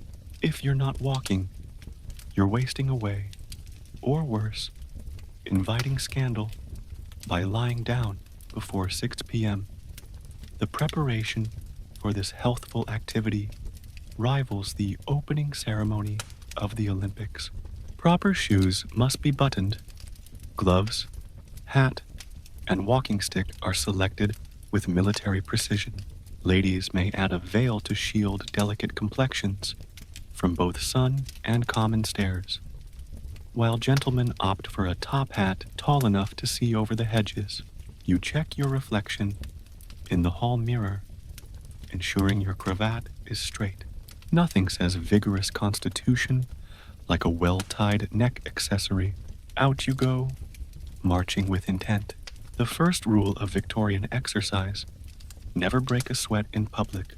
Perspiration is considered unspeakably vulgar. The ideal is to look as though you are gliding serenely, even as your calves burn and your corset cacks ominously. Strolls are carefully timed and strictly hierarchical. The higher your status, the slower your pace, as if proving that true health is about self-restraint, not effort. The park is a catwalk of competitive striding. You nod curtly to acquaintances, evaluating their posture and the audacity of their ankle exposure. Small children in sailor suits are marched behind stern governances. Elderly men trundle by, swinging canes in an endless jewel of respectability. There are designated routes for the fashionable, and only the bravest risk cutting across the lawns, lest they be mistaken for radicals, or worse, French. As you walk, it is crucial to comment, always quietly, always judgmentally, on the failings of others. Look at Mrs. Dithers, positively winded before the rose garden. Or did you see the color in Mr. Blackstone's cheeks? Most unseemly, must be overexerting himself. In this way, the Victorian stroll is less about fitness and more about status surveillance. Your step count may be modest, but your sense of moral superiority is positively Olympian. Of course, the more eccentric Victorians push the boundaries of exercise. Some join pedestrian clubs dedicated to long-distance walking as both sport and spectacle. There are organized endurance contests in which gentlemen stride around muddy fields for hours, cheered on by crowds and jeered by wives convinced they're all about to catch their death. The invention of the velocipede, an early bicycle, only adds to the mania, with intrepid riders wobbling down the avenue, hats askew, chased by stray dogs, and the disapproval of traditionalists. Back at home, every magazine touts the latest Swedish gymnastics or muscular Christianity, urging readers to pursue exercise with moral rigor and just a dash of terror. Manuals advise daily stretching, calisthenics, and breathing exercises, preferably in private, lest anyone witness your chest heaving and mistake you for a revolutionary. At the end of the promenade, you return home, cheeks flushed, but not too flushed, posture impeccable, and soul cleansed by judgmental observation. You have not gained muscle, but you have gained points in the Victorian game of life, the appearance of health, the approval of your peers, and the satisfaction of having walked just a little faster than Mrs. O'Dithers. Forget CrossFit. In the Victorian age, all you need for perfect health is a stiff upper lip, an excellent hat, and a willingness to march through life, preferably while silently critiquing everyone else's gait. The arrival of the post is a daily thrill. Stamp collecting is the most exciting thing to happen to you all month. And heaven help you if your penny black has a corner missing. Welcome to the golden age of snail mail, where your entire sense of purpose can hinge on the sound of a brass bell and a pair of muddy boots. In Victorian England, the postman is a celebrity, a bringer of news, gossip, invitations, and most importantly, fresh postage for your ever-growing collection. You stand at the window, half expecting fanfare, as the morning post rattles through the letterbox and lands with the weighty promise of adventure and mild social anxiety. Collecting stamps, or violently, as the newly minted experts prefer to call it, quickly evolves from quirky pastime to full-blown social obsession. It's not just about gluing little bits of paper in an album. It's about status, precision, and the eternal quest for the rarest varieties. The penny black stamp, Britain's first and the world's most coveted, sits in your album like a crown jewel, preferably as pristine as the day it was licked. You examine it with tweezers, a magnifying glass, and a level of reverence usually reserved for priceless family heirlooms or exceptionally well-set blanc. No detail is too small to escape the collector's eye. Perforations are scrutinized. Centering is debated with the intensity of a parliamentary debate. Ink smudges can end friendships, and there is always that one cousin who claims to have found a rare inverted Jenny, but in reality just stuck the stamp upside down. Stamp albums themselves are a source of pride, leather-bound, gold embossed, and arranged with more logic than most family trees. The social stakes are high. Stamp collecting is the new way to prove both intelligence and taste. Gentlemen hold philic soirees where the discussion of watermark variations and paper quality grows heated enough to steam up the monlets. Children trade stamps at school, forming secret clubs with elaborate initiation rituals, swearing eternal loyalty to the Queen, and never ever bending a corner. Even Queen Victoria herself reportedly has a fondness for stamp albums, lending the whole enterprise an air of royal approval. If it's good enough for Her Majesty, it's good enough for everyone. But this is Victorian England, so nothing can remain just a hobby. Stamp collecting becomes a tool for teaching geography, history, and let's be honest, a handy excuse for showing off your superior connections. Oh, you haven't seen the Métis 2 pence blue? Mine was delivered direct from Port Louis by a friend of my uncle's cousin's solicitor. Woe to anyone caught with common mass-reduced issues. Social death is only a glue stain away. Of course, the act of receiving mail is itself a production. The whole family gathers when the post arrives, eager to dissect the handwriting, judge the wax seal, and speculate wildly about the sender. A personal letter is cause for celebration. An official-looking envelope may provoke terror, and a foreign stamp That's the Victorian equivalent of a friend request from outer space. You press the stamp flat, stick it lovingly in your album, and immediately send out 6 more letters in hopes of attracting even rarer specimens.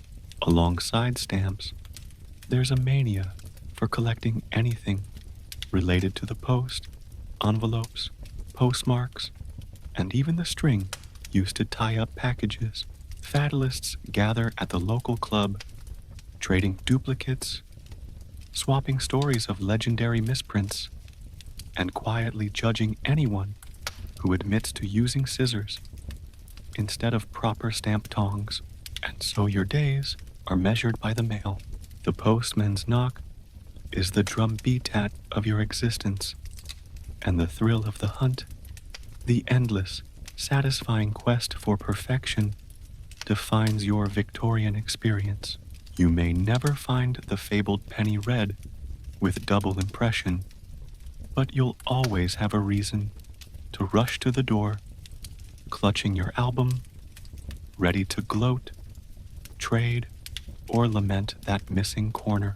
Stamp collecting, proof that in the Victorian world, even the smallest things could be obsessions of epic proportions. Why buy a handkerchief when you can embroider one with 17,000 stitches and carpal tunnel syndrome?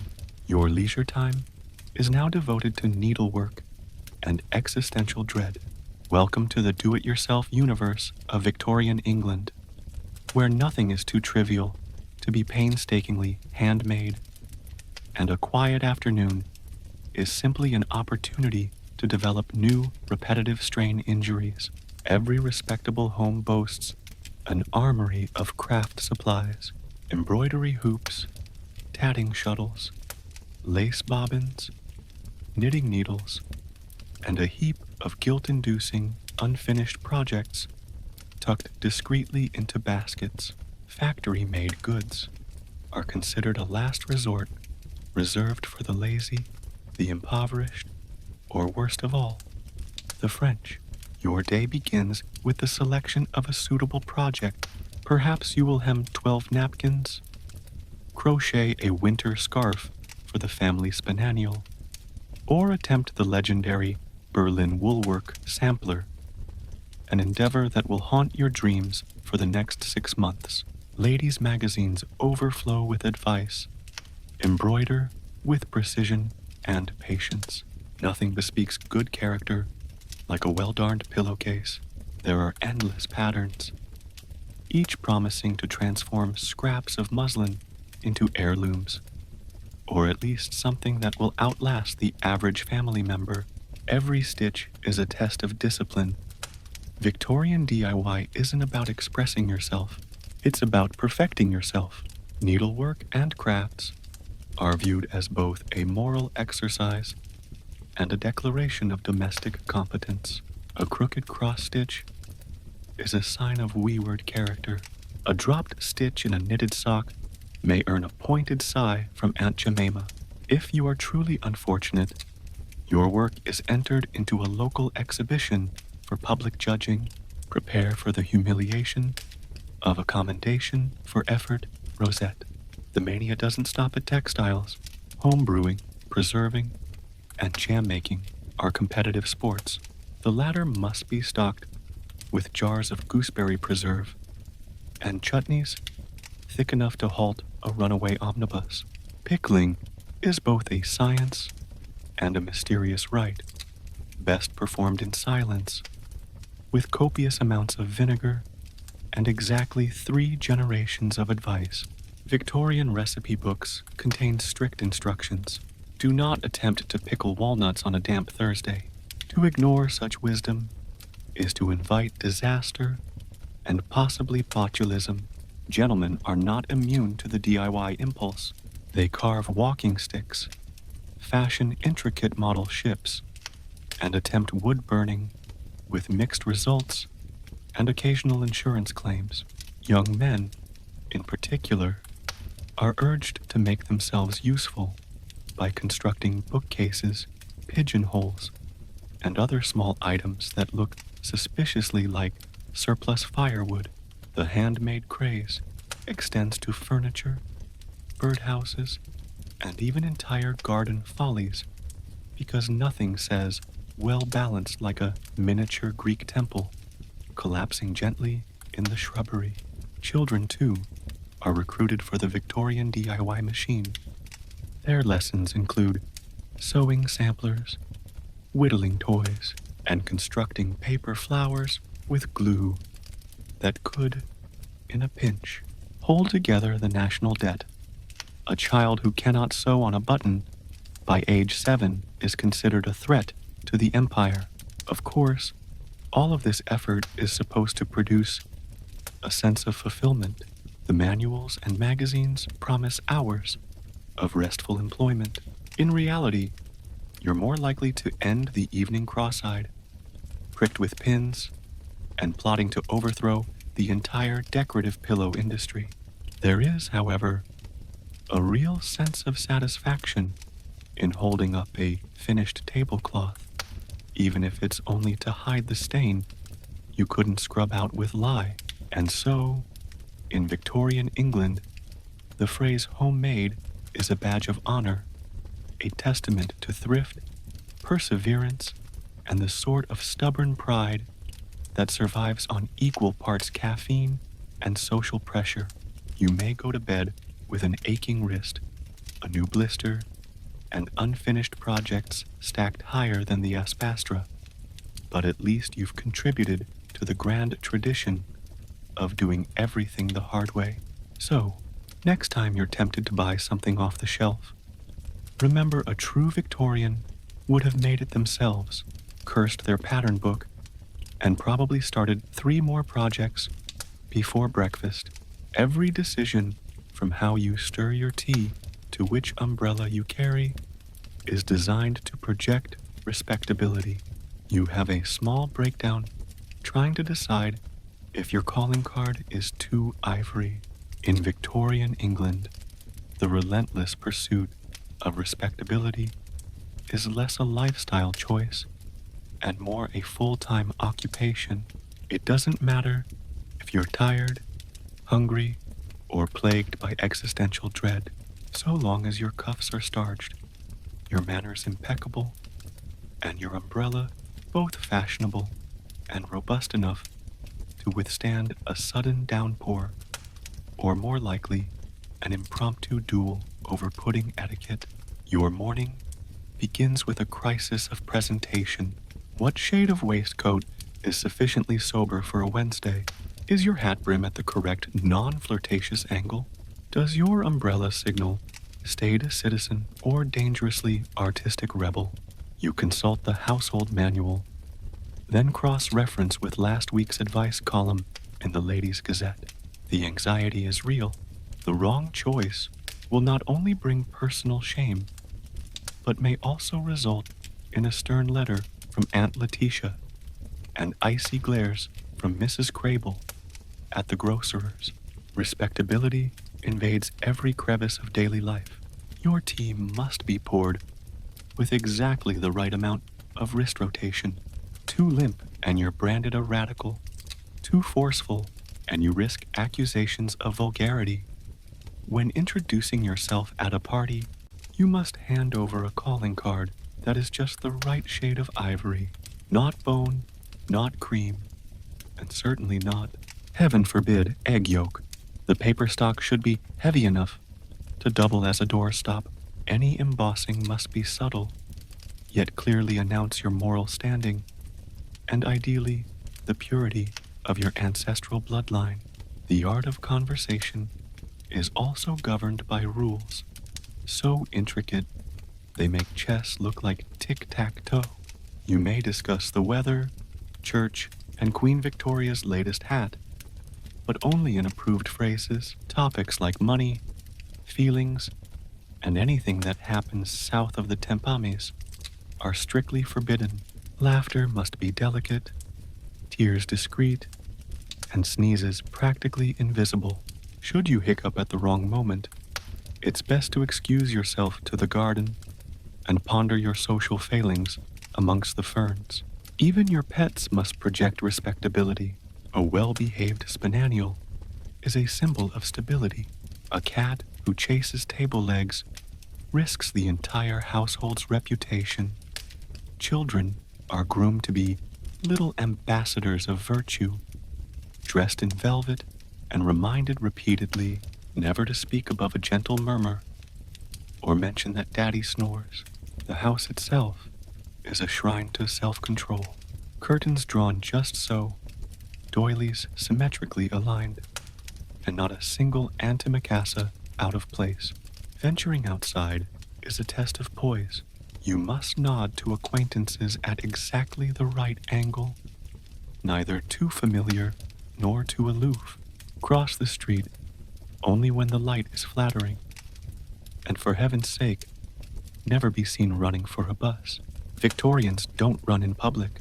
They glide purposefully, or at worst, hurry decorously. Even a trip to the shops requires a carefully chosen basket, gloves, and a readiness to discuss the merits of Madeira cake should the opportunity arise. At home, every meal is a minefield of respectability. Bread must be broken, not bitten. Your soup spoon should be dipped away from you, not toward, lest you appear to be lunging at the broth. If your pudding wobbles too enthusiastically, pretend not to notice. Nothing is more respectable than dignified denial. Underneath all this ritual is a single, unspoken fear to be thought common to the Victorian mind. There is no greater horror than the suspicion that one is no better than one's neighbors. The pressure is immense, the rules endless, and the sense of collective anxiety, well, oddly familiar.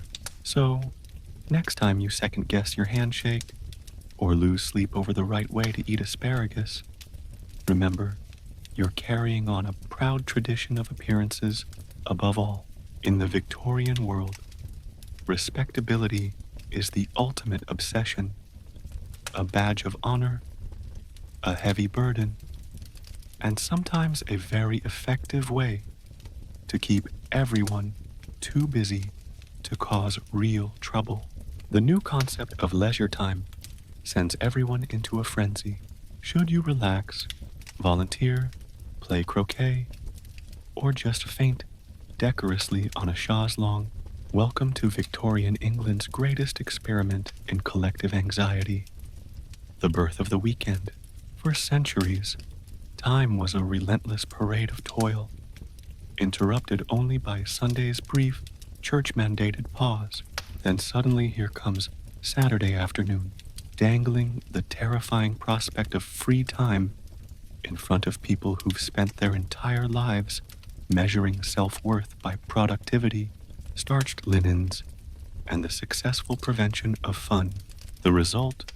Widespread confusion, a national epidemic of over-planning, and a generation of Victorians learning the hard way that leisure is not as relaxing as it sounds. The first order of business, figuring out what exactly you're supposed to do. The household manual isn't much help. There's a section on proper amusements for the middle class, which recommends croquet, archery, or practicing the harmonium. But nobody can agree. The children want to climb trees and hurl themselves through the neighbor's gooseberry patch. Mother is determined to catch up on her correspondence, embroider an anti-massa, and host a charity sewing circle simultaneously, if possible. Father lurks behind the newspaper, quietly dreading the prospect of being forced into a family stroll, which he suspects will end in a lecture on the dangers of overexertion and improper posture. Some try to fill the gap with self-improvement.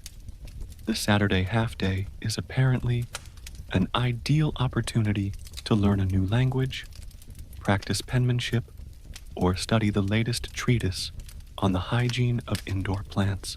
You are expected to emerge from the weekend a more respectable, slightly improved version of yourself, or at the very least, someone who has finally learned to fold a fitted sheet. Of course, There are those who attempt to embrace relaxation Victorian style. This means taking the air in the park while maintaining strict social decorum, or reclining artfully on a shaong while reading the latest serial installment of a novel that with luck is only mildly scandalous. Actual relaxation is a minefield. If you close your eyes for more than 2 minutes, someone is sure to tiptoe over and inquire gently if you are feeling unwell or worse, suffering from indolence. The pressure to be seen, enjoying leisure, but not too much results in a kind of performative idleness where everyone is pretending to relax while secretly worrying about what they should be doing instead. For the ambitious, the weekend is a chance to throw themselves into charitable works. Victorians love nothing more than organized volunteering, unless it's competitive volunteering. Soup kitchens, church bazaars, and fundraising teas spring up everywhere, each with a guest book and at least one stern lady counting the biscuits. Philanthropy is pursued with the same zeal, usually reserved for disinfecting the silverware. If you fail to sign up for at least one good cause, expect a pointed remark from your neighbor about the ennobling power of service. Then there's sport. Croquet lawns are trampled by anxious debutantes, each wielding a mallet with alarming precision. Gentlemen sweat politely over cricket matches, and families take up cycling, careening down the lane with a mixture of exhilaration and existential terror. Of course, all activity is accompanied by an undercurrent of competition. Who has the most tasteful leisure outfit? Whose sandwiches are cut at the correct angle? Did the Joneses' daughter really score a hoop? Or was there foul play? By Sunday night, you're more exhausted than if you'd spent the entire weekend polishing brass. You've read half a book, embroidered a third of a handkerchief, lost at croquet, attended 2 charity meetings, and managed to worry about your lack of progress on all fronts. Yet, in true Victorian fashion, you smile bravely and declare the weekend refreshing. You set your jaw for Monday, determined to do better next time, perhaps by spending Saturday fainting decorously and hoping no one asks what you did with your precious leisure hours. Because in Victorian England, even free time is just another opportunity to prove you're doing life correctly. Victorian cities are obsessed with progress, so long as it means building enormous sewers and then forgetting to wash their hands afterwards.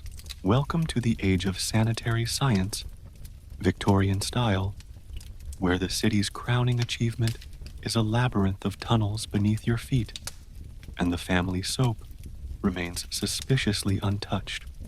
It's the era of the Great Stink and the rise of the sewer magnate, a time when people cheer for the flushing of city streets while privately wondering if germs are real or just an elaborate French prank. Progress is everywhere you look, or more accurately, everywhere you smell. The Thames, once a glistening river, has become a thick brown soup, simmering with secrets and the remains of several regrettable dinners. Outrage and nose-pinching reach new heights in the hot summer of 1858, when London's Parliament is forced to hang soaked curtains over its windows to survive the aroma wafting from the water below. The solution? Build a state-of-the-art sewer system, the pride of the Victorian city, massive Bricklin tunnels designed by men with glorious sideburns, and a lifelong grudge against bad smells. And yet for all this underground triumph, daily hygiene above ground is still a work in progress. The home may be spotless, the streets swept, but the idea of hand-washing before supper is for many a bridge too far. After all, the real enemy is miasma, that invisible cloud of bad air believed to cause everything from cholera to embarrassing rashes. If the air smells sweet, you're safe. If it doesn't, simply burn a little vinegar in the sitting room or wave a bouquet of the lavender at the problem. Victorian newspapers and popular lectures are filled with sanitary science advice. Soap is praised as the key to civilization, but it's expensive, and besides, it's mostly for show. A good housekeeper displays soap in the guest room and saves the best bars for visitors. The average Londoner is far more interested in disinfecting the drains with carbolic acid than actually scrubbing their own fingernails. Sewage may be vanquished, but muddy boots still trample across drawing room carpets, and small boys roam the streets with faces that haven't seen water since the last thunderstorm.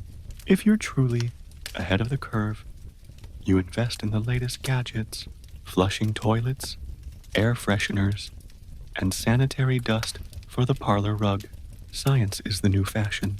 Dinner party conversation swirls around the wonders of antiseptic, the marvels of new plumbing, and how Mrs. Jenkins' cousin nearly fainted at the sight of a flush handle.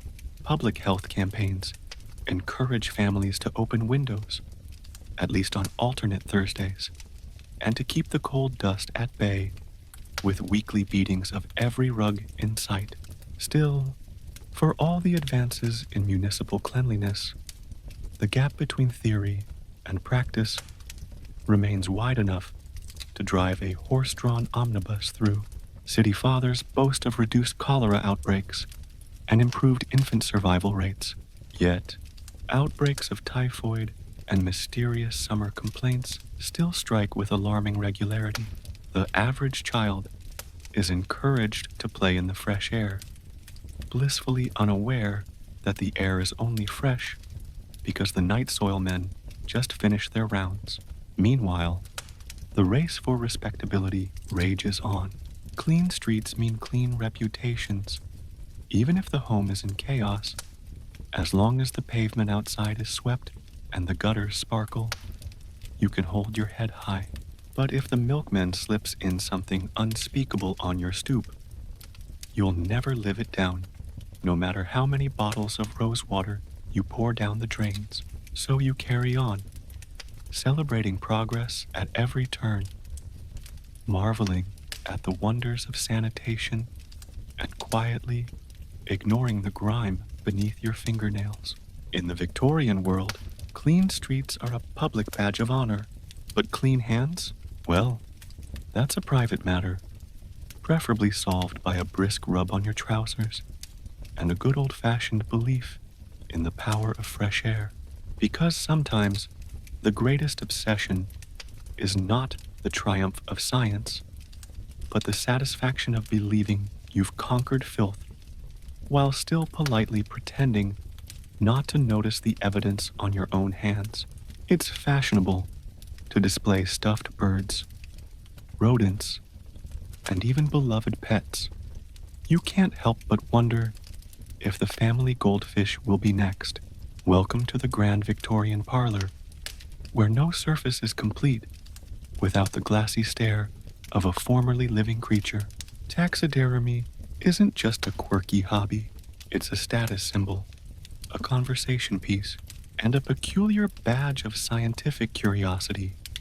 If a guest can't identify at least 3 species of stuffed bird before tea is poured, are you even entertaining properly? The obsession begins, as many Victorian fads do, with an uneasy mix of earnest science and social climbing. Natural history is in vogue, and everyone wants to display their worldliness, or at least their access to a well-traveled uncle with a carefully curated menagerie of preserved wonders. The more exotic, the better. Parrots from the Amazon, squirrels from Northumberland, and the occasional, suspiciously dust-covered platypus. An empty wall is just wasted opportunity for a row of mounted pheasants. wings outstretched, frozen in a moment of heroic lifelessness. No parlor is safe. The classic glass dome houses a tableau of birds, mid-dramatic pose, perhaps pecking at velvet berries, or perched alongside a fake butterfly. Look, your hostess will say, "This one is a hoopoe. My husband shot it on our honeymoon." You nod appreciatively, resisting the urge to ask why the poor bird looks so surprised. But why stop at birds? Taxidermy is a free-for-all. Hedgehogs, foxes, even entire weasel families might adorn the mantelpiece. For those with a flair for the absurd, there are whimsical anthropomorphic displays, frogs posed as cricketers, kittens in frilly dresses, and mice hosting elaborate tea parties, all staring at you with the haunted gaze of souls who never asked for this. Of course, the ultimate in Victorian taxidermy is the beloved family pet. When Rover shuffles off this mortal coil, he may find himself immortalized beside the umbrella stand, forever poised to fetch, if a little less enthusiastic than before. Cats are carefully arranged on velvet cushions with expressions of permanent disapproval. Budgies regrettably lose some of their charm when frozen mid-song. But it's the thought that counts. The family goldfish, you suspect, lives in daily terror of being moved from a bowl to bell jar. Taxidermy isn't just about aesthetics. It's also considered deeply educational. Victorian children are expected to memorize the Latin names of every stuffed specimen in the house, recite facts about their habitat, and ideally not use the fox's tail as a makeshift mustache. Amateur naturalists take great pride in expanding their collections, sometimes venturing out with butterfly nets, more often placing discreet orders, with catalogues offering exotic marvels for the discerning home. But for all its popularity, taxidermy is not without its risks. Unskilled practitioners sometimes produce unfortunate results. The cross-eyed owl, the oddly elongated ferret, the fox whose eternal grin suggests it's plotting something unspeakable. Still, these missteps only add to the charm. The Victorians, after all, are nothing if not persistent in their obsessions, and the pursuit of perfection is eternal, especially if you can display it in a mahogany cabinet. As the evening draws on, you find yourself reflecting on your surroundings, a menagerie of silent animals, a jungle of potted ferns, and the faintest whiff of mothballs in the air. It's both comforting and a touch surreal. The Victorian ideal of nature, conquered, catalogued, and when necessary, tastefully stuffed. So, next time you visit a Victorian home and find yourself locking eyes with a particularly smug otter, remember, you're witnessing the era's dedication to science, status, and the immortal pursuit of peculiar beauty. Just don't stand still for too long. You never know what might end up under glass.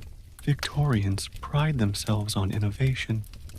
You spend an hour watching a demonstration of the latest labor-saving device, which requires 3 servants and a degree in mechanical engineering just to turn it on. In Victorian England, progress is less about practicality and more about spectacle. The relentless march of invention fills every drawing room and newspaper column with breathless accounts of marvelous improvements, many of which promise to save time, money, and your eternal soul, while reliably managing none of the above. If the 19th century has a motto, it's why settle for simple when you can have complicated, expensive, and just a little bit dangerous. You are invited to an afternoon exhibition at the neighbor's house, always a risky affair, Mr. Cartwright, a proud early adopter, greets you at the door with the look of a man who's just acquired the world's first electric mousetrap and is eager to show it off. The parlor is crowded with curious contraptions, a clockwork tea maker, which produces exactly 1 cup of lukewarm broth per hour, a spring-loaded boot polisher that nearly takes off the maid's foot, and the infamous automatic napkin folder, last seen jamming itself into a frenzy at the local fair.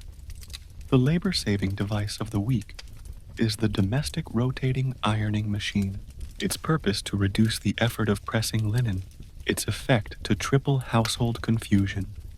Mr. Cartwright beams as he and 2 footmen wrestle the mechanism into submission, winding cranks, shoveling coal, and consulting a leather-bound instruction manual that could double as a doorstop.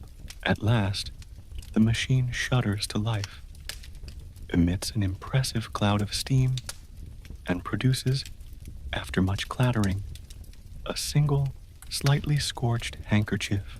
Everyone applauds politely, while Mrs. Cartwright quietly retrieves her old flat iron for the real work.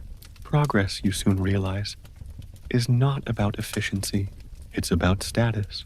Owning the newest gadget is proof that you are forward-thinking, affluent, and able to forgive minor mishaps like accidental explosions or the mysterious disappearance of the family dog.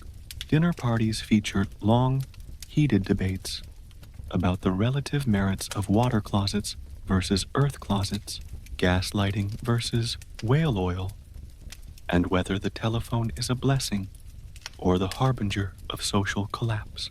The home is ground zero for innovation overload. The kitchen alone contains enough labor-saving devices to fill a minor museum.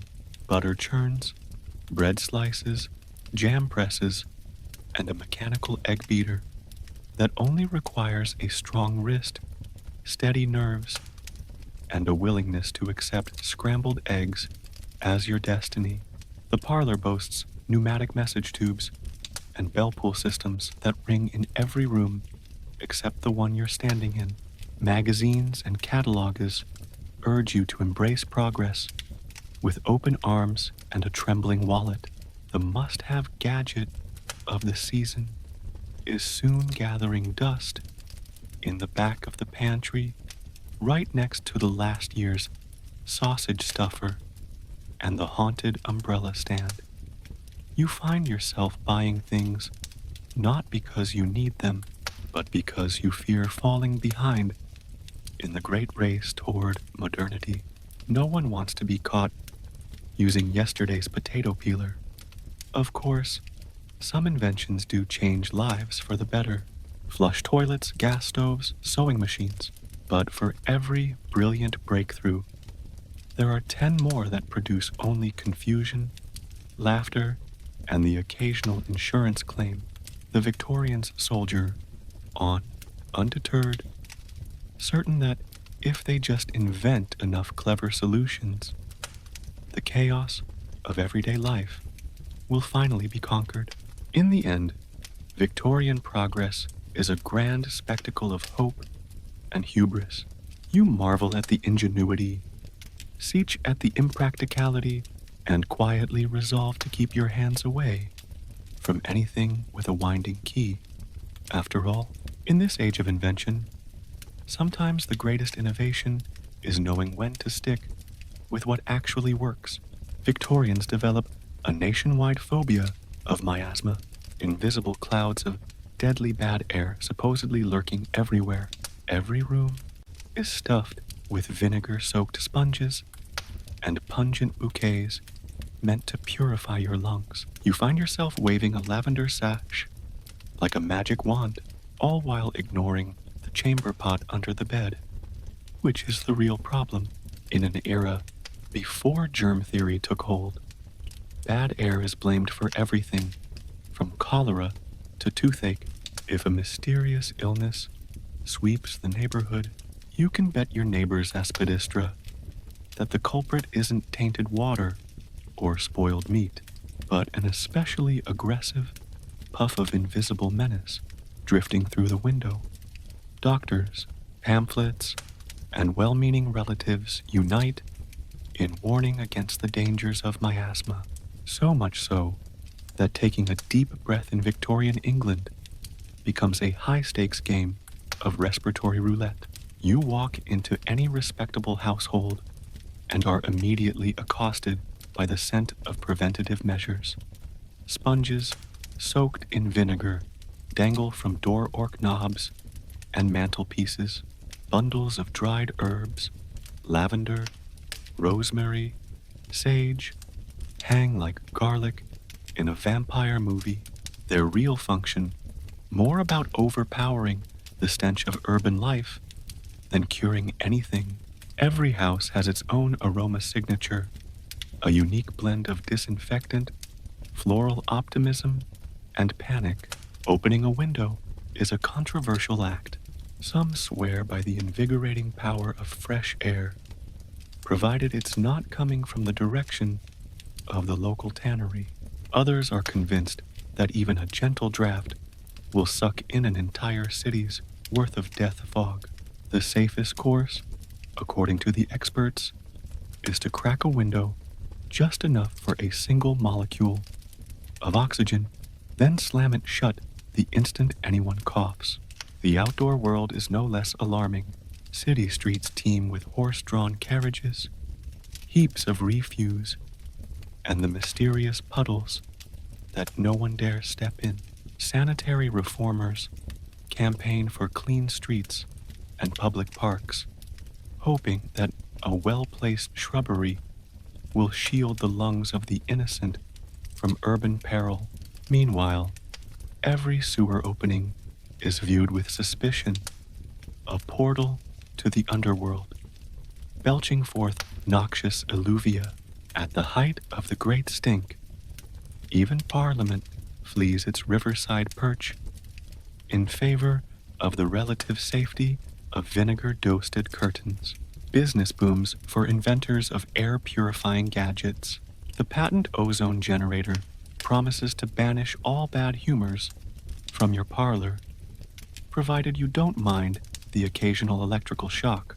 Families invest in aromatic fumigators, which look suspiciously like portable soup kettles, and sprinkle camphor on every surface in a desperate attempt to keep evil vapors at bay. If you're feeling especially nervous, you can always press your face into a sachet of margarm while passing the fishmonger's cart.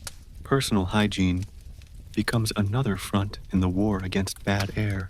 Clothing is hung out to air daily, regardless of weather, in hopes that sunlight will roast the germs right out of your petticoats. Hats are lined with dried violets, and gentlemen carry small vinaigrettes on chains, ready to sniff at the first whiff of trouble.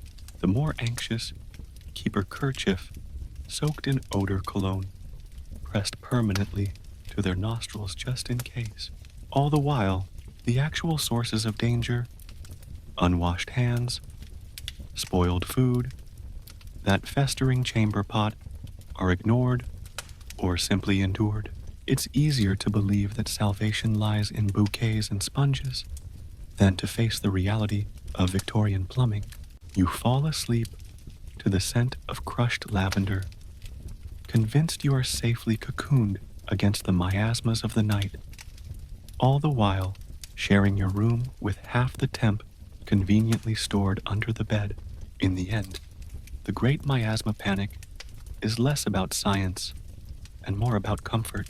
The rituals of purification offer a sense of control in a bewildering world, one whiff of vinegar at a time. And so, you wave your sachet bravely, proud participant in the grand Victorian tradition of fighting the wrong battle, and marvel that you survived the night with your lungs, if not your dignity intact. A trip to the local fair means squeezing into a stifling tent to gawk at bearded ladies, two-headed goats, and the incredible boy who eats cheese. Victorians claim it's educational. You mostly feel weirded out, but clap enthusiastically anyway, so nobody suspects you're from the future. Welcome to the peculiar world of Victorian entertainment, where the thirst for novelty meets the sheer audacity of what people will pay a penny to see. The traveling fair is in town, filling the air with the scent of roasted chestnuts, spilled beer, and something faintly reminiscent of goat. You dodge the penny gaffs, wax museums, and the obligatory man selling suspicious elixirs until you're drawn, like everyone else, to the marquee with the boldest sign, "Strange Wonders of the Natural World. All real, all alive, all astonishing." Inside, the heat is oppressive, and the excitement is tinged with something close to dread. You clutch your program, eyes darting from the bearded lady whose magnificent chin would put half the audience to shame, to the conjoined twins playing chess, to the incredible boy who eats cheese, who appears to be doing just that, albeit with a look of existential resignation. The Victorians call it edifying, claiming freak shows broaden the mind and inspire sympathy for the less fortunate. But beneath the surface, there's something deeply voyeuristic, an urge to marvel at the unusual, to be grateful for one's own normality, and perhaps to giggle nervously when nobody respectable is watching. Each performer is introduced with grandiose flair. The barker, equal parts showman and moralist, reminds everyone that the world is full of mysteries and that science is ever advancing. See the Siamese twins, marvels of creation. Learn the cautionary tale of the alligator man. You cheer partly because it seems polite and partly because everyone else is doing it. Secretly, you suspect most people are here for the shiver of unease, the delicious thrill of seeing what's not supposed to exist. Not all the attractions are living. Some tense house jars of preserved oddities, two-headed snakes floating serenely in alcohol, and frogs with extra legs arranged on velvet. There's a shrunken head, almost certainly fake, and a collection of giant's bones that look suspiciously like they once belonged to a cow. There's even a fortune teller, her tent draped in purple velvet, promising to reveal your destiny for the price of a sticky coin and a willingness to believe you'll marry a baronet.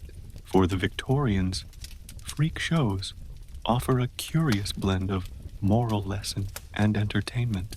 Parents drag their children through the displays, muttering warnings about the dangers of marrying your cousin or the importance of eating your vegetables, lest you sprout extra appendages. Meanwhile, reformers rail against the exploitation, launching pamphlets and sermons, but secretly admitting that the freak show draws a bigger crowd than the Sunday sermon ever could. The performers themselves are often caught in a web of exploitation and agency. Some are coerced, others embrace their fame, and a few become celebrities, household names with their own fan mail brand endorsements, usually mustache, wax, or cheese, and even the odd proposal of marriage. For a lucky few, the tent is a ticket out of poverty, a place to control the narrative, and a means to earn a living when polite society offers no place at all. As you emerge into the daylight, you're left with a strange mix of emotions, or discomfort, gratitude, and a lingering suspicion that maybe the incredible boy who eats cheese is actually onto something.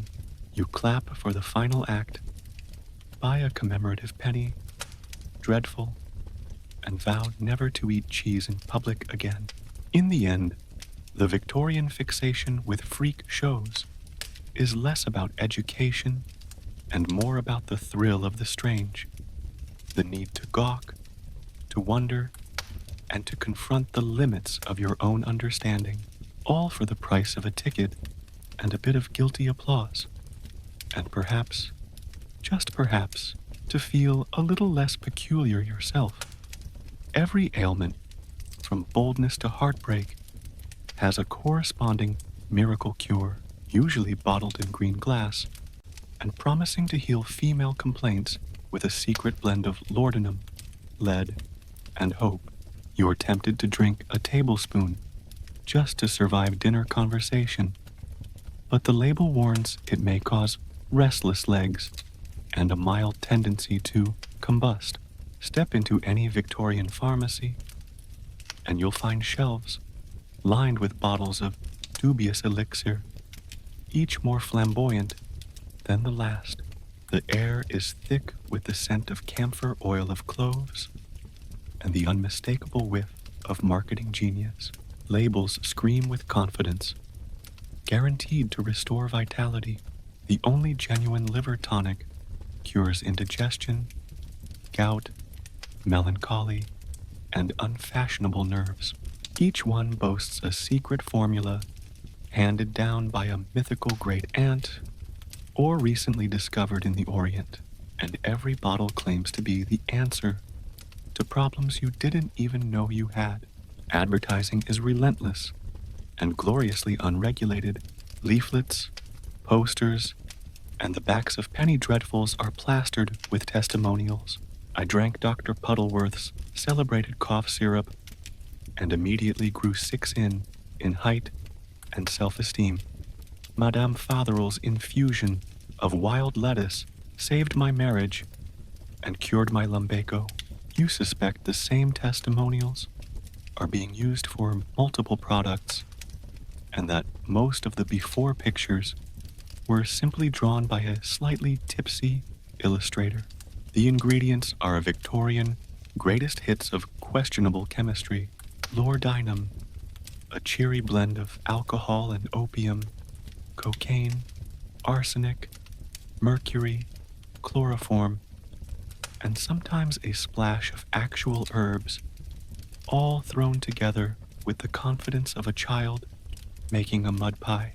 Children's teething syrups contain enough morphine to send the whole nursery to dreamland for a week. Female complaints are managed with a syrup that could, in a pinch, knock out a horse. It's a miracle anyone survived long enough to buy the next bottle. No one is immune to the charms of the apothecary.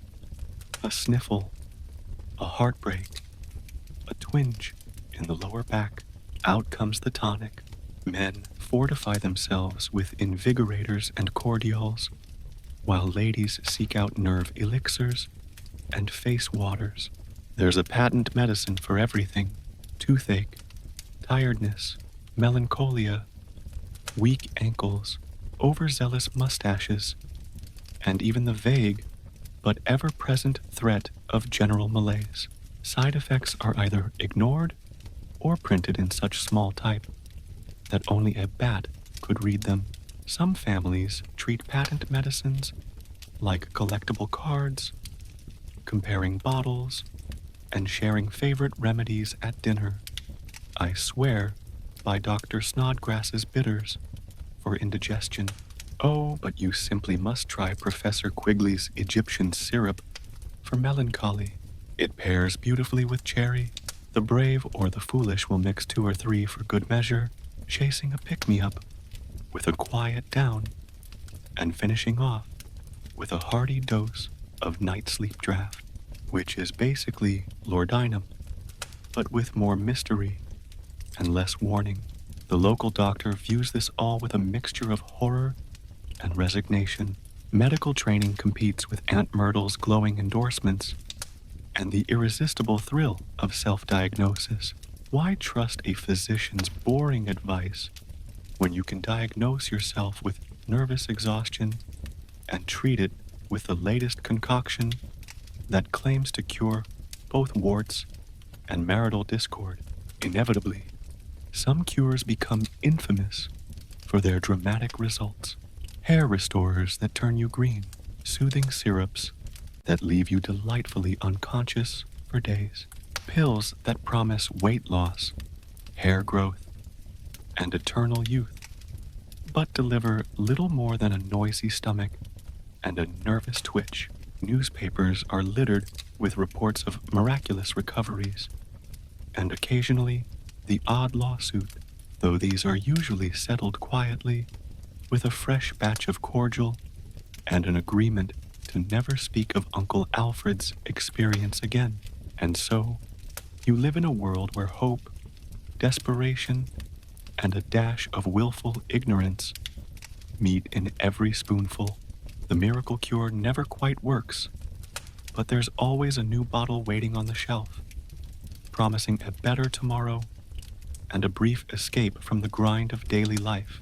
If nothing else, Victorian patent medicines offer the ultimate placebo, the comforting belief that whatever ails you, there's a cure just one questionable dose away. Victorians don't just collect stamps. They categorize, alphabetize, and document literally everything. Pebbles, butterflies, buttons, even the neighbor's peculiar coughs. You find a ledger devoted entirely to the household's daily consumption of toast. You are now officially afraid of the stationery cupboard.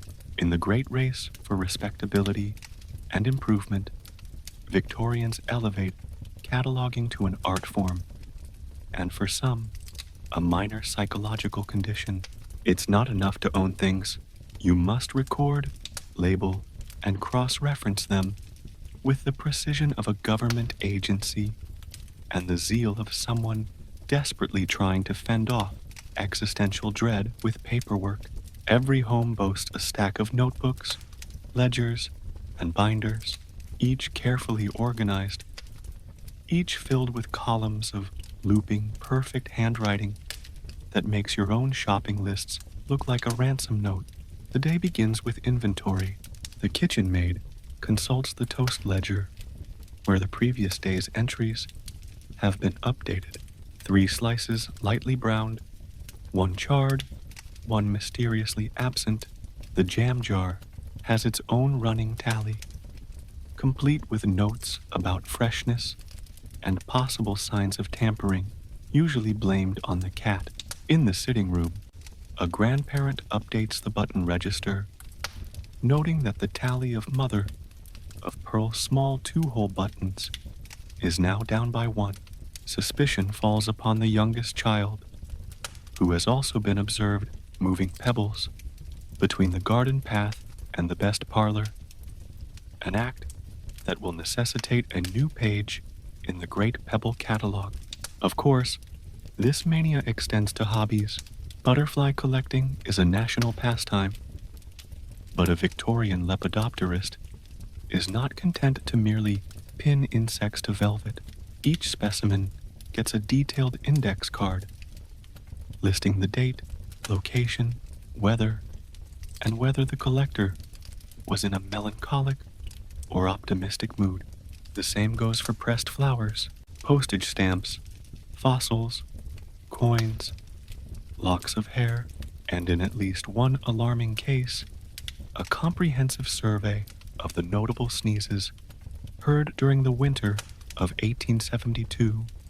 The true badge of obsessive cataloging is the household book, a monstrous ledger that contains everything from the linen inventory to the number of stairs in the back hall and the precise length of time each candle burned last week. There are entire chapters on pudding rice usage and a special addendum for miscellaneous small disasters meticulously cross-referenced by date, culprit, and required remedy. There's even a chart documenting which neighbors borrow sugar most often, complete with a rating system for return promptness and quality of small talk. Cataloging is not just about keeping track. It's about imposing order on a world that is always threatening to come undone. The act of writing something down gives it meaning, transforming a pile of mismatched buttons into a living archive. of household history. It also allows for the great Victorian pastime of competitive organization. Families quietly compare their ledgers over tea. Our cheese register goes back to 1823. Oh, but have you seen our collection of categorized coughs? It's quite comprehensive. The stationery cupboard becomes both the engine room and the symbol of this obsession. You open the door to find shelf after shelf of notebooks, inkwells, pencils, colored ribbons for marking pages, and enough blotting paper to absorb the temps. The very sight fills you with a mix of awe, panic, and the creeping realization that you will at some point be asked to update the inventory of unused ledgers. The compulsion doesn't end at home. Public life is awash in lists, records, and official reports. Municipal councils track lamplighter attendance, bird sightings, and the precise dates of suspicious fogs. Even funerals are meticulously documented. Number of mourners, type of flowers, length of eulogies, and who cried first. By bedtime, you are more exhausted from documentation than actual activity. You fall asleep, clutching a half-filled ledger, dreaming of columns to be tallied, lists to be alphabetized, and the comforting certainty that so long as everything is cataloged, nothing truly unexpected can ever happen, or at least if it does, there will be a page for that. So tonight, as you settle into your clean bed, maybe take a moment to thank the universe that your furniture legs are fully unclothed and nobody expects you to embroider their hair into a brooch. You've survived Victorian obsessions, ferns, mourning rituals, ghostly dinner parties, and the ongoing battle against seductive table legs. You've worn 12 layers, chosen the correct cravat, and endured the stifling embrace of respectability, all while politely applauding someone's criminally bumpy forehead. But beneath the absurdity, there's a real kind of awe. Victorians, in their endless quest for order and meaning, managed to invent entire hobbies, decorate their homes with birds, and worry themselves silly over the angle of a spoon. They coped with rapid change, confusion, grief, and the daily fear that their mustache wasn't sufficiently twirled. Their obsessions, however odd, were simply their way of making sense of a world that seemed to be spinning faster every year.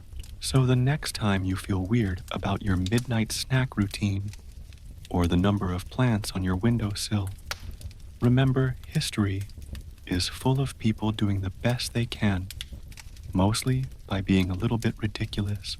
As you drift off, be grateful for modern comforts, central heating, privacy, and the freedom to let your furniture show a little ankle.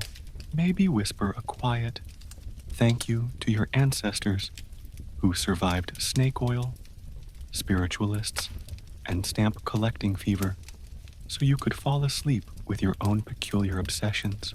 Because history may be absurd, but it's also proof that people are stubborn, hopeful, and endlessly creative, even if it means covering a piano leg for decency. Good night. Sleep well.